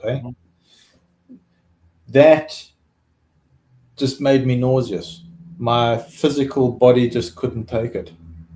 The subconscious just wouldn't agree with the conscious mind. Yeah. Just actually got physically sick, and they knew that. So you see it. There's light and there's darkness. There's good and bad. All that stuff. Everything is true, and you saw it. And by you making that decision, you said, I can't. I can't do this. And you chose. That's what you hit, a fork in the road. And Jesus talks about the fork in the road. Yeah, you have to make a decision. Are you going to go to the left? You're going to go to the right. You're going to go to the narrow road or the one less traveled. And you went to the one less traveled. And now we all like to think that we went on that road, but it's not until you get disfellowshipped, you lose everything. They're like, okay, I'm on this road. I'm on this road. But the other road, when you sell out your brother, when you kill your brother Cain and Abel, that's a road where skin in the interest of skin. Me first. I'll continue preaching the lie. I just need the watchtower check. I need the speeches. I need to keep my wife happy. And that's what we're seeing with the Jehovah's Witnesses. Instead of fighting for righteousness, no, they fight to keep the status quo. Yes. Well, that's the deliberate predatory thing, which is perpetuating the spiritual abuse, which leads to all the other abuses. I'm amazed. Oh, I'll give you the answer on this, because I remember taking this to the coordinator's office. I remember doing this. Was the override of the natural senses, like all the anxiety disorders that were coming up, all of the mental health issues. How can you have a watchtower writer, Gilead? Or how can you have a watchtower writer, Gilbert, who's heavily medicated? What's being overridden? And then proud about it, because then they interviewed at the assembly, the International Assembly, and saying, my disobedient body didn't allow me to do this or this or this or this. So, I got sick and I'm medicated and all of this kind of stuff, but Jehovah understands. What? And I went to the coordinator's office and I said, why is there such an incidence of all of this medication going through the dispensary? Why is that happening? We should be the most incredibly natural, holistic people on the planet if we are governed by the Creator who knows our genetic sequence and knows our psychology. There should be this incredible psychological well-being going on that's countering all of these health problems. And the answer I got from the coordinator's office was, no, we don't have mental health problems. Yeah, no. We don't have those problems. I think there's a lot of self-medication in the Jehovah's Witness world. And, alcoholism is a self-medication. Drug abuse is self-medication. Everybody has problems. and they self-medicate. And I think a lot of Jehovah's Witnesses that know that the religion is not all that it's cracked up to be, I think they self-medicate in some form or another. That's just my gut instinct. And I think that's what you're describing right there. Here's a guy. And all due respect to anybody who's on medication, I take medication. I'm on low dose naltrexone, and I'm not going against that. I believe that the medicines have their correct place. All right, but if you have an organization that's purporting to have the best psychology on the planet because it's ruled by the all-powerful, almighty God of this universe, you'd sort of think that, well, hang on a second, that wouldn't be necessary to almost lobotomize your brain in order to produce a Watchtower article, because that's what it is. It's chemical inducing a kind of lobotomy state. Correct. But Matthew, so when you're a Jehovah's Witness and they're telling you this is the best life ever, the best life, and then you know it's not the best life, and then you take alcohol, drugs, or whatever, and you get that buzz. I don't know. I'm just guessing here. You know, maybe this thing that you're describing and amongst a lot of Jehovah's Witnesses, in my opinion, is self-medication because they know something's not right. I don't know how far you were involved in the system, but I was taking branch committee members off to psychologists and psychiatrists. That was part of my assignment. Wow. Let's go. Off in the vehicle. Yeah, no, I never. No. But I noticed that congregations that had this problem, like all of the people that self-medicated, they all like seem to congregate in the same congregations. Birds of a feather flock together. I didn't get along with them. And looking back now in retrospect, I could see why we didn't get along. It's because, you know, I never self-medicated. You know, even in our congregation in Spanish, when I was in Spanish, a lot of beer drinking elders, you know, and they all, you know, like, don't invite Gilbert to the party. You know, and but I knew these people had problems, you know, and that's why I say this is a huge problem with the Jehovah's Witnesses. And it's very dangerous. It's very dangerous because when you self-medicate, you're not a professional, and you're causing yourself a lot of potential physical harm. So then, using the biblical reference of Matthew 5 happinesses, you fit into that category because you went, this is unnatural. I'm not going to get into this alcohol culture. I'm not going to get into this drug culture. And you kept your, if you want to say, the image of God. Mm-hmm. You kept that as pure as possible. And you know what it did? It ejected you. And sort of like Rick says, Satan kicked me out of his organization. Yeah. So actually, that's the positive. That's the silver lining, isn't it? It really is. But you're absolutely right in that this is a huge. I mean, every Jehovah's Witness I've ever talked to knows there's a problem with self-medication of different sorts, alcohol, drugs, and pharmaceuticals in the religion. It's a big problem. And it's because, you know, what they know, people feel it. I mean, you can't, your gut is telling you, the hairs on your arms are telling you something's not right. Yeah. And people feel something. It's like right now, you know, with in the United States, they're taking away the food stamps, EBT.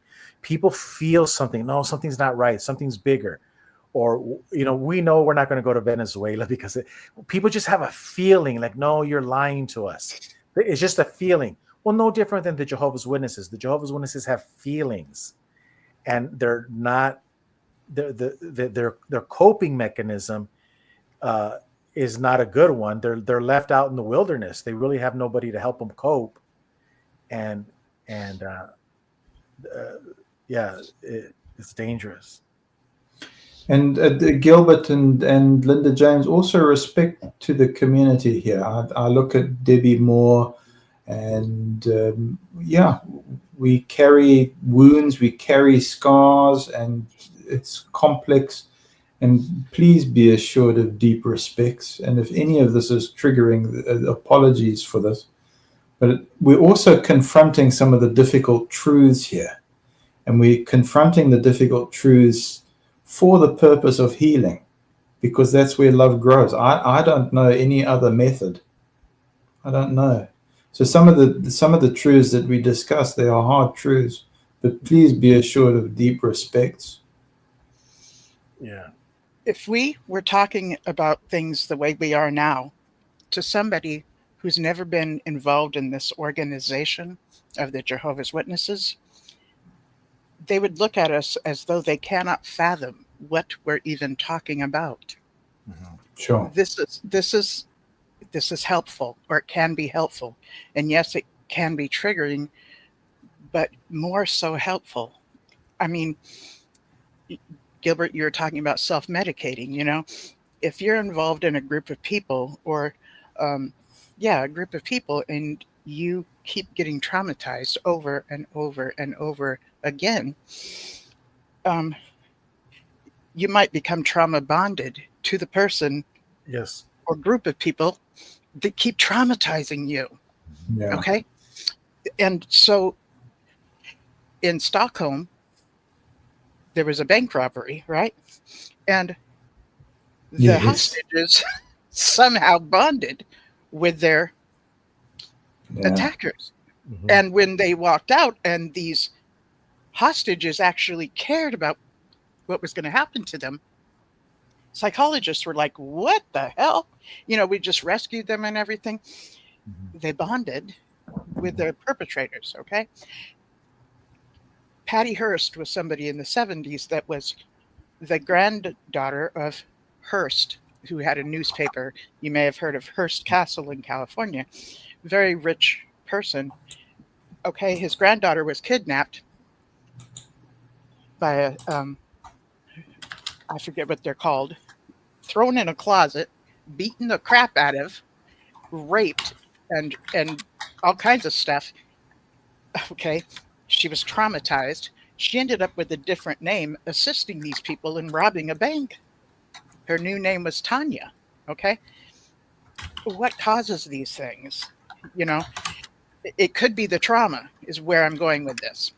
When you're involved in a group of people that the leadership tells you over and over again, we are the happiest people, when your high anxiety is off the hook and you're suffering from depression, but maybe you know what it is or maybe you don't, that could be because of the trauma you're going through over and over and over again. So one of the things we are allowed to do as a Jehovah's Witness is drink. So self-medicating to free your mind from the shame and the guilt and the trauma, you might overdo it on the drinking. Some people do, because being told you're the happiest people when this has not been happy, it's tough to be in that. It's very tough. But Patty Hearst ended up being in court, and there were specialists that tried to be a witness for her, a professional witness, to explain what had happened to her. She, in fact, was a victim. That's why she helped rob the bank. She still had to pay the price for her actions, right? It ended up Ford, after Nixon left as a president, Ford ended up pardoning her later. But still, her actions ended up with consequences, even though she probably would have never robbed a bank until she was traumatized, beat the crap out of, and raped over and over again. You see what I'm saying? Abuse and trauma changes people, is what I'm saying. And I believe that people who are under the influence of a negative, destructive cult end up doing things they never would have done if they weren't under the coercion of them. And I see it the same way with drugs or alcohol. they get to a point where they do things when they're under the influence of those things that they never would have done if they weren't under the influence of those things. The authentic them that Correct. could make choices on their own, that would not be the authentic them. That's them with a cult personality, a destructive, negative, toxic cult personality acting in that manner. So when we have our, parents write us these letters and all this stuff, and it's hurtful and it's awful, and they're choosing Jehovah first, and it's helpful to remember that that's the indoctrinated side of them that's saying those things, or it could be, that's what I've.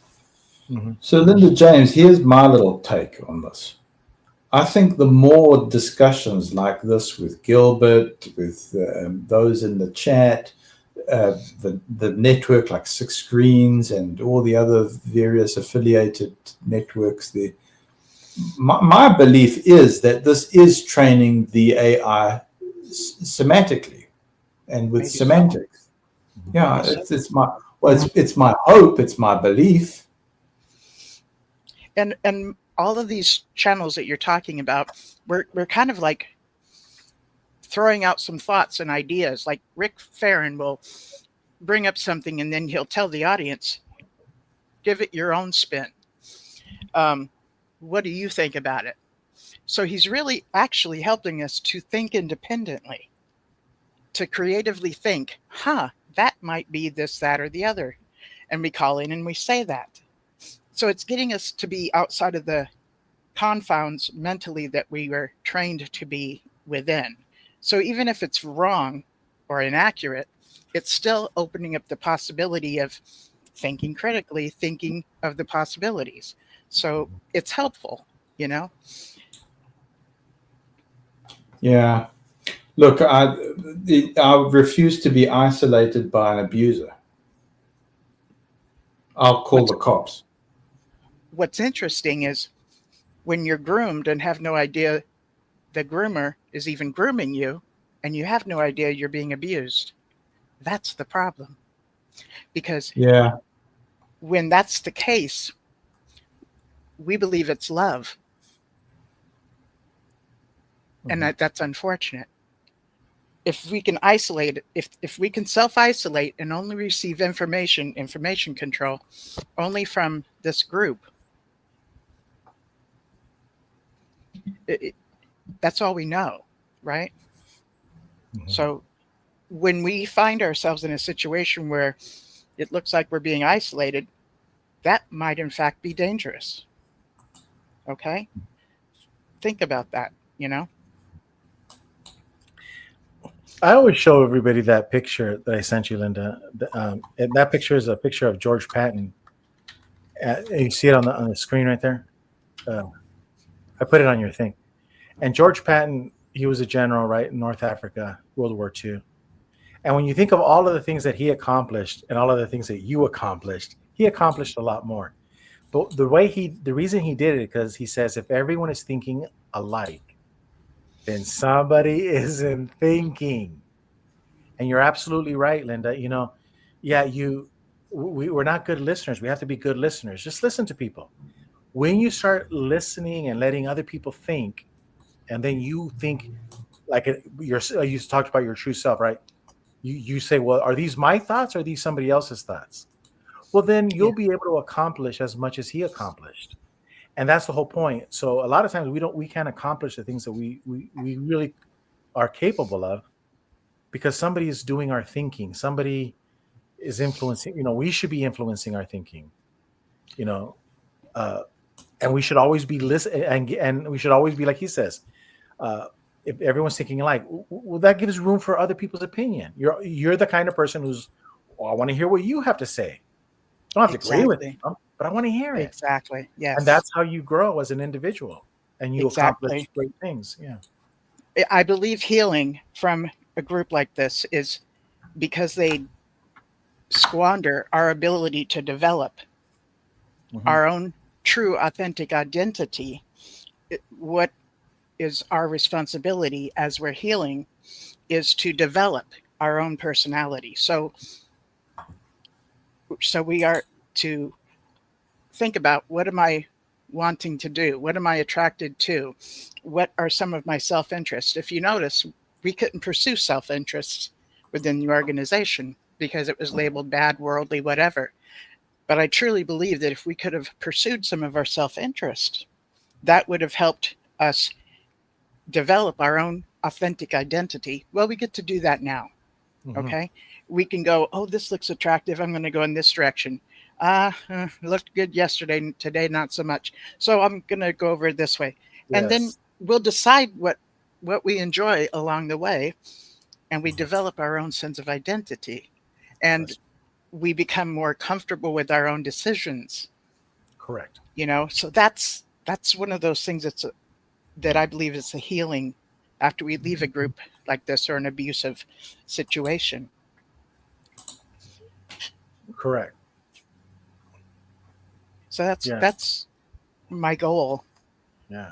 from Yeah, having this show. It's not to tell you what you should believe, Yeah. because that falls under freedom of religion. It's not, Right.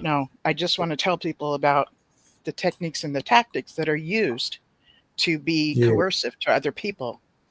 And to You know? simplify, Linda James just told the Jehovah's Witnesses, you're riding a bike, now take off the training wheels, which is a watchtower. You could ride the bike on your own. You don't need the training wheels. You're right, Linda. Yeah, and you might After fall. some- You're right. You're going to fall or whatever, but you're going to get right back up. You're a big girl now. Get on the bike. You don't need the training wheels. Yes.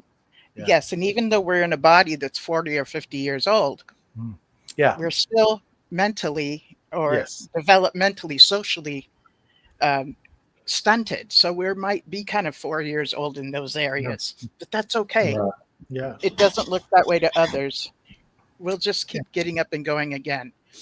I mean, yeah, sometimes others look at us and say things, but if we don't know better, we don't know better. Maya Angelou says, when we know better, we do better. Correct. And when we didn't know, we didn't do better. Okay. Yeah. Give yourself some grace to do some real screw ups, because what comes with that is your wisdom. And that's priceless. That is something that was not allowed to develop within this organization, because, learning how to play the flute or whatever else we were told, you'll have plenty of time to do that in the new system. Let's get you over here doing spiritual kingdom interests. So our development was developing as a Jehovah's Witness, one of Jehovah's Witnesses. We had to put on a personality that was not of our own. Yes. That robbed us. You're That made us describing. to where we You're weren't going to be approved by God unless we're somebody else. Yeah. So there is no come as you are in the organization. You have to be something other than who you are to be approved of by the congregation and to be approved of by Jehovah, is what they're saying. Now, I didn't watch the TV show, but you're describing arrested development. Yeah, it is truly arrested development. Yeah. That's right. Our development got arrested and put in jail for a while Yeah. as we Really. were as we were being obedient and pursuing kingdom interests. This developing of our authentic self was put in jail, and we were just growing as one of Jehovah's Witnesses, and we kept getting positive feedback for that. So of course we kept doing it. We thought it was the right thing to do. We didn't know we were being robbed. We didn't know we were being abused. But yes, once we get the wisdom from many mistakes and many good decisions, yeah, we can, like what Matthew said, I'm not going to sit here and remain with an abuser. Guess what? Today I can recognize an abuser. Before I didn't know what an abuser was. And it wasn't my fault. Wow. Damn, we were all over the map today. Yeah. Yeah. Yeah, but the good thing is being present. I talked to some really great leading psychologists, really great ones, and I say, tell me, what are the fundamentals of good psychology, good clinical psychology? What are the fundamentals? Is it being present? I mean, or is it sitting there and saying, oh, here's the answer, here's the answer, here's the answer? No, it isn't. It's not always presenting the answer. That's a trap of arrogance, or that's a trap of letting your own shadow come in and contaminate things. And they say, no, try and just be present, because if you're facilitating a way to allow an individual to use their, for want of a better description, their divine supreme abilities or their innate abilities, and that's brilliant. If you're able to facilitate a way that a person can look at truth in a safe way, wonderful. You'll find that you actually do less and less and less as a psychologist in opening your mouth and yapping, that you facilitating the person solving their own problem. That's the empowering thing. That's giving them the fishing rod as opposed to the fish. And that's what you do. Yay. And actually, I learned that from my special ed teachers growing up in special ed. Okay. I would come to them, I would get stuck at a certain point. The thing about special ed when I was growing up is we got to work at our own pace in school. So I wasn't pressured to go to the next step if I didn't understand the step I was already on. So, I'd get stuck. I'd go to the teacher. I don't know what to do with this. The teacher never told me the answer. The teacher would ask me questions to make me come up with the answer. But I came up with the answer. So like what Gilbert's talking, or it was you just now, Matthew, like what a therapist would do or a psychologist would do. It's kind of like this coaching thing. And they're not directing us, this is what you should do, but, supporting us to come up with our own solutions. That's good psychology. And sociology would be like the study of a society or a culture, a group of people. Psychology is the study of human and animal behavior, single. Sociology is of groups. Yes, I have a confession. Okay. I can't get off this. That's your Tylenol, right? So, yeah. So I'll come off on a weekend like this where we've been talking as a community, and I see the value. I absolutely see the value. I see the value working as a community. It's not just one-sided. It's back and forth. So there's help all around. There's none of this guilt thing where you're going, oh, well, it's just about me, right? It's a two-way thing, or it's a community thing. But sometimes the trauma is so deeply ingrained, or the scars that we have are so deeply ingrained. I will tell you this now. When you close up shop here, I'm going to have to take a couple of these. I haven't been able to come off. I mean, I can feel, I've pushed it. But I also feel, I would do it again. Not that I'm addicted, but I'm seeing the benefits of a lousy situation. I see Debbie talking about her situations very, very candidly, and we gain strength actually from her candidness, and many others in the community. And there is a strength in a lousy situation. Some of these things we're never going to fix. Some of the scars we carry, we're never going to fix, right? Mm-hmm. But out of a lousy, god-awful situation, I think we're doing the best we can. And, I think so too. I said I think so too. And I believe that Gilbert, myself, and yourself are right where we're supposed to be in our healing journey. Yeah, I agree with that. It would be a disservice if I thought that I was supposed to be at the place that Gilbert is, or the place that you are. I don't have your wisdom. This is my journey. I have my own wisdom, my own experiences, so as I'm developing my authentic self, which I get to be more and more every day, who I truly am, that's my healing. It could involve a spiritual journey. It might not. With Gilbert, it's more so of a spiritual journey, and I revere that. I'm happy for him to have that, and I honor that within him. I can't be expected to compare myself to him. Yeah. Well, how did we start this broadcast almost 4 hours ago, Linda James. I think it was starting with purple and orange, and we were talking about colors and gray and black and white and all of these things. And we were talking about, I'm sorry, the banning of Jehovah's Witnesses and human rights. So that's one right. of the But also the different colors or the different parts of the spectrum yes, that come in here that give all of these different perspectives, which you put together, and it is this incredible synthesis. beautiful wisdom. And I love the way people are happy to share their wisdom. It's stuff that we needed to hear will be like, oh my gosh, we take it in, and stuff that we don't, it just kind of flies by us, and that's okay. We don't quite grab that. So you don't have to grab everything that people are sharing, nor what I'm sharing. If it rings true to you, great. If not, no big deal. I mean, that's what these things are for, to just share our wisdom and stuff. I love it when Gilbert gets on here. He's like, listen, this is what's going on. And he gets right into it, He's got this wisdom that he's so much more confident in, than maybe other people. That's okay.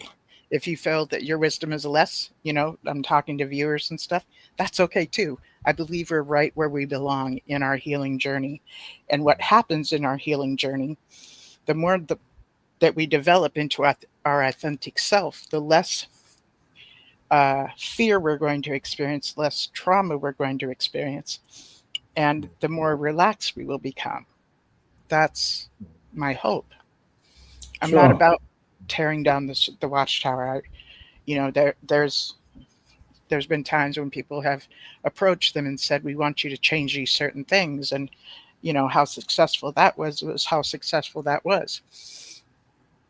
But I have a T-shirt with Gilbert's face on, and it goes GG for president. Yeah. GG for governing body. Yeah. And he says, I'm the elder you all wish you had. Yeah. Yeah. On the JW Elder, you guys wish you had. But yeah, the healing is real simple, I think, because you always say KISS, keep it simple. KISS. Yep. Yeah, and that's what the military, commander of a ship would always tell the kids, keep it simple, stupid. Like, don't try to reinvent the wheel, and it is true, it'll be for as long as human beings are alive. The truth is, there's more happiness in giving than there is in receiving, and so the reason, now that you're out of the watchtower, you realize, well, I never knew how to be a giver. I didn't know how to give. I thought I didn't know how. And so now when you're an apostate, the best medicine that you can have for your healing is to find a way to give back, doing YouTube videos or whatever. Yeah, just be a happy giver. And so that's one of the greatest things I've learned from leaving the Jehovah's Witnesses. I didn't know how to be a happy giver. I didn't know how to give. And everyone can give, but it's just when you're a Jehovah's Witness, it's hidden from you. You think you're giving, but you're not. You're not a real giver. You're expected to give so much so that you become depleted. Yeah. Whereas today in giving, we do need to take some time for self-care to rejuvenate, to refuel, and then get up and go again. Mm-hmm. An abuser makes sure that you're sleep deprived and and you're giving only to them. Like, you only give to us, Watchtower. You give to Watchtower, give to us. Now Are that you sure you can't do more? Yeah. Can't do more. So now when you leave Watchtower, you just learn to be a happy giver and find a way, make apostate videos, do this or that, or go to like John Marciano, he doesn't do videos, but he's always in the chat session. He's always out there. Yes. Yeah. Very encouraging. So that's the point. It's just always find a way to give back, and you'll start healing. Mm-hmm. Little by little you'll heal. And that's what I learned leaving the Jehovah's Witnesses. Yes, give. I encourage people to give less than they were expected to give within the organization. And by the way, if you're still a Jehovah's Witness and you don't want to leave the org, I'm not telling you to leave the organization. that would be a decision that you would come to on your own if you do. Okay. That's I'm telling you why I've left. I'm telling you why that there's good reasons to leave. But if you still have heard all these things and you know about them and you're still wanting to be involved, I get it. You're still welcome here. And I love PMOs. I love PMOs. Yes. Yeah. And look at Debbie Moore here. She's, I'm getting more here than 6 screens as of late. She likes your show. But Debbie Moore's also just like John Marciano. If you're on a XJW live chat section, 9 times out of 10, you're going to see Debbie Moore and John Marciano. And see, Yes. that's what giving is. You're giving your moral, your friendship. You're giving good support to your friends. Yes. And it's appreciated. It is.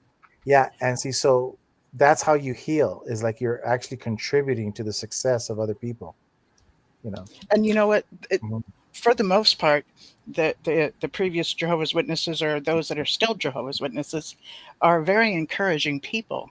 Mhm. Like when I start seeing bully behavior, Mhm. I'm not having it. Yeah. I am not having that, at all. Yeah. That's just no.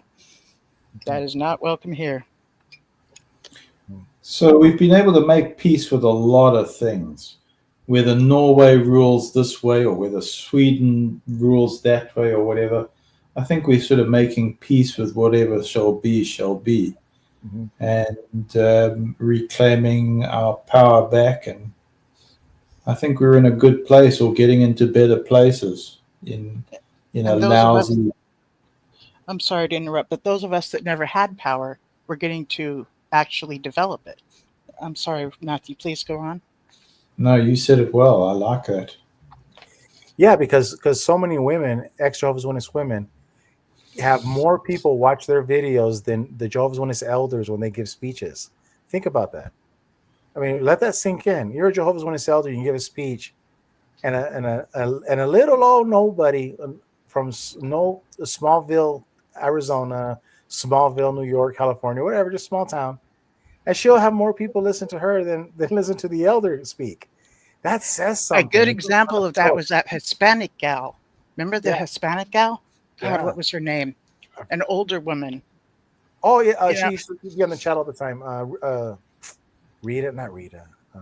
She would do Spanish videos, and she had no clue. Nelly Lugo. Yes. Amazing woman. I don't even speak Spanish, and I was blessed watching her speak Spanish. Okay. So in 2016, Nelly Lugo is watching my videos, and she's telling me 2016, Gilbert, you need to do videos in Spanish. Gilbert, you need to do videos in Spanish. I go, Nelly, why don't you stop telling me what to do, and why don't you do videos in Spanish? I go, yeah, I could do it, but it takes a lot of work. I go, why don't you just do it? She did it. She would get like 100,000 views. Right. 100,000, yeah. And Yes. she's a rock star. And then she retired out. But that was the whole thing. And it's just, I didn't make her a superstar. No, don't get me wrong. It's just, it goes to show that But the you're women right. have more power than the Jehovah's Witness elders. Yeah. Amazingly, and this theory that we get accused of at times, or apostates get accused of, as wanting to start their own church. Mhm. I've just not seen that. I've heard of a few different groups that have kind of tried to get into that, but the people I've heard this from don't stick around there very long, but that's not the norm for people that leave this organization. And yes, we might have a channel, and yes, there might be an amount of followers, but that doesn't mean we've started a church. Where, No. you know what I'm saying? why? You know why it's hard for ex-Jehovah's Witnesses to start a church? Because in the rock band, The Police, they would say we're spirits living in a material world. It's true, we're spirits living in a material world, and you come to understand that Jehovah's Witnesses, ex-Jehovah's Witnesses, they're spirits of alley cats. Like we're a bunch of alley cats. You can't herd alley cats. You can't collect. Now you may get them a little, you put some food out there and we'll all show up, a bunch of alley cats. But Yep. we just don't have that spirit. We have a Yeah. different spirit. We have to just roam free. That's what alley cats do. And so that's what you'll notice about ex-Jehovah's Witnesses. And this is the thing, like I used to get upset. It doesn't bother me no more. All of these big old church people, from different denominations, they think, oh, we're gonna round up all of these ex-Jehovah's Witnesses. No, we're alley cats, man. You can't round us up. We're a different breed. That's But all. you know what that tells me? It tells me we're going off and veering off in our own independent journeys. Yes. Which is exactly what would be healing for that independent cat, the other independent cat, rather than going all in the same direction. Yeah. So we might end up all going in the same direction, but it would be because of choice, not because of, fog, fear, obligation, and guilt, right? So he was right when he said that. We're spirits living in the material world. Remember that song? We're living in the spirits. Yeah. It's a great song, but it's so true. We're all alley cats. And all I keep thinking about is, why must I chase the cat? Yeah. Must have been the dog. Listen, I'm going to go back and timestamp when you chirp up and start singing. Yeah, exactly. That's too cool. Yeah. If you want to hear Linda James, timestamp, boom, boom, boom, boom. By the way, I told you guys I was going to dress up, and I did not, and I apologize for saying I would, and then I didn't. I meant to say you kept it classy, which is the important thing. Yeah, it's been pretty cool tonight. When do you want to close off, Linda James, so that I can duck off and you can give some wise closing words? Yeah, well, I better go too. Did you want to say anything before you leave, Gilbert? No. I just that. Just be a happy giver. Always try to find ways to give more, and we'll be happy. And I have something to share with you, Gilbert. I'm sorry, I'm totally cutting you off. Your girlfriend. yeah, my girlfriend. Yeah, your girlfriend, Nadine. Yeah. 2 weekends ago, I went to an ex-Jehovah's Witness meetup, and when I got there, your girlfriend's like, "Come sit by me. Come sit by me." Oh, really? Yes. That's but funny. Let me tell you why this is so awesome, because one of my adopted daughters took me and then brought me home. And on the way home, she's talking to my bio daughter who's in Maui going, "Sarah, your mom's got more friends than we do combined." Like, so your girlfriend made me look really awesome, really popular. Yeah, she's real popular. I looked really cool in my kids' eyes, and they're like, close to 40. But that was so fun. How many are still streaming? We've got 13 that have hung on. Yeah. Which isn't bad. Yeah. So you don't have any closing remarks, Gilbert? No. Just like that, man. If you want to heal, just be a happy giver, and everything just seems to work out. Okay. And just find a way. You'll figure it out. Yeah. Yeah. For what comes natural to you. If it's baking cookies or just being an encouraging commenter, that's huge, Huge. Whatever it is from you, Yeah. And what about you, Matthew? Did you want to say a few things before we say goodnight? I think I'm very grateful for listening to Gilbert, who came on. I think that was great. And just I've been enjoying the comments coming through the live chat as well. I think there's some really good camaraderie and some very good spirited comments there. And so, I think you've got a great channel going, Linda James, and thanks very much for letting me have a part in that. So thank you very much, and hope you all have a good week. Thank you, Matthew. I've really enjoyed you joining me. And thank you, Gilbert, for showing up and sharing what was on your mind too. And chat, I just love the conversations that goes back and forth between you guys. It's encouraging, it's inquiring. Sometimes I'll go back to the chat just to read what you guys have been saying, because I miss some of it as I'm doing the show. But it's usually very encouraging, and I'm thankful for that. It just really just gives me very positive feelings about that.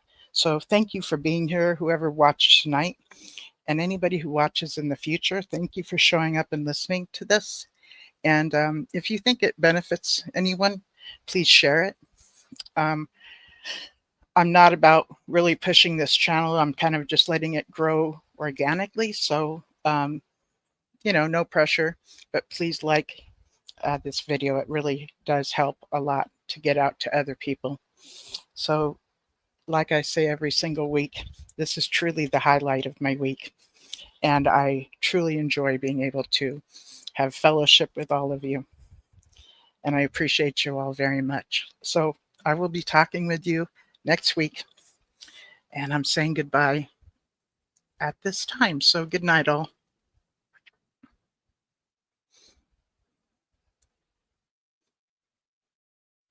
I never made it, but I know what it takes. I'm motivated by a mix of emotion. Got my statement, and I'm reading.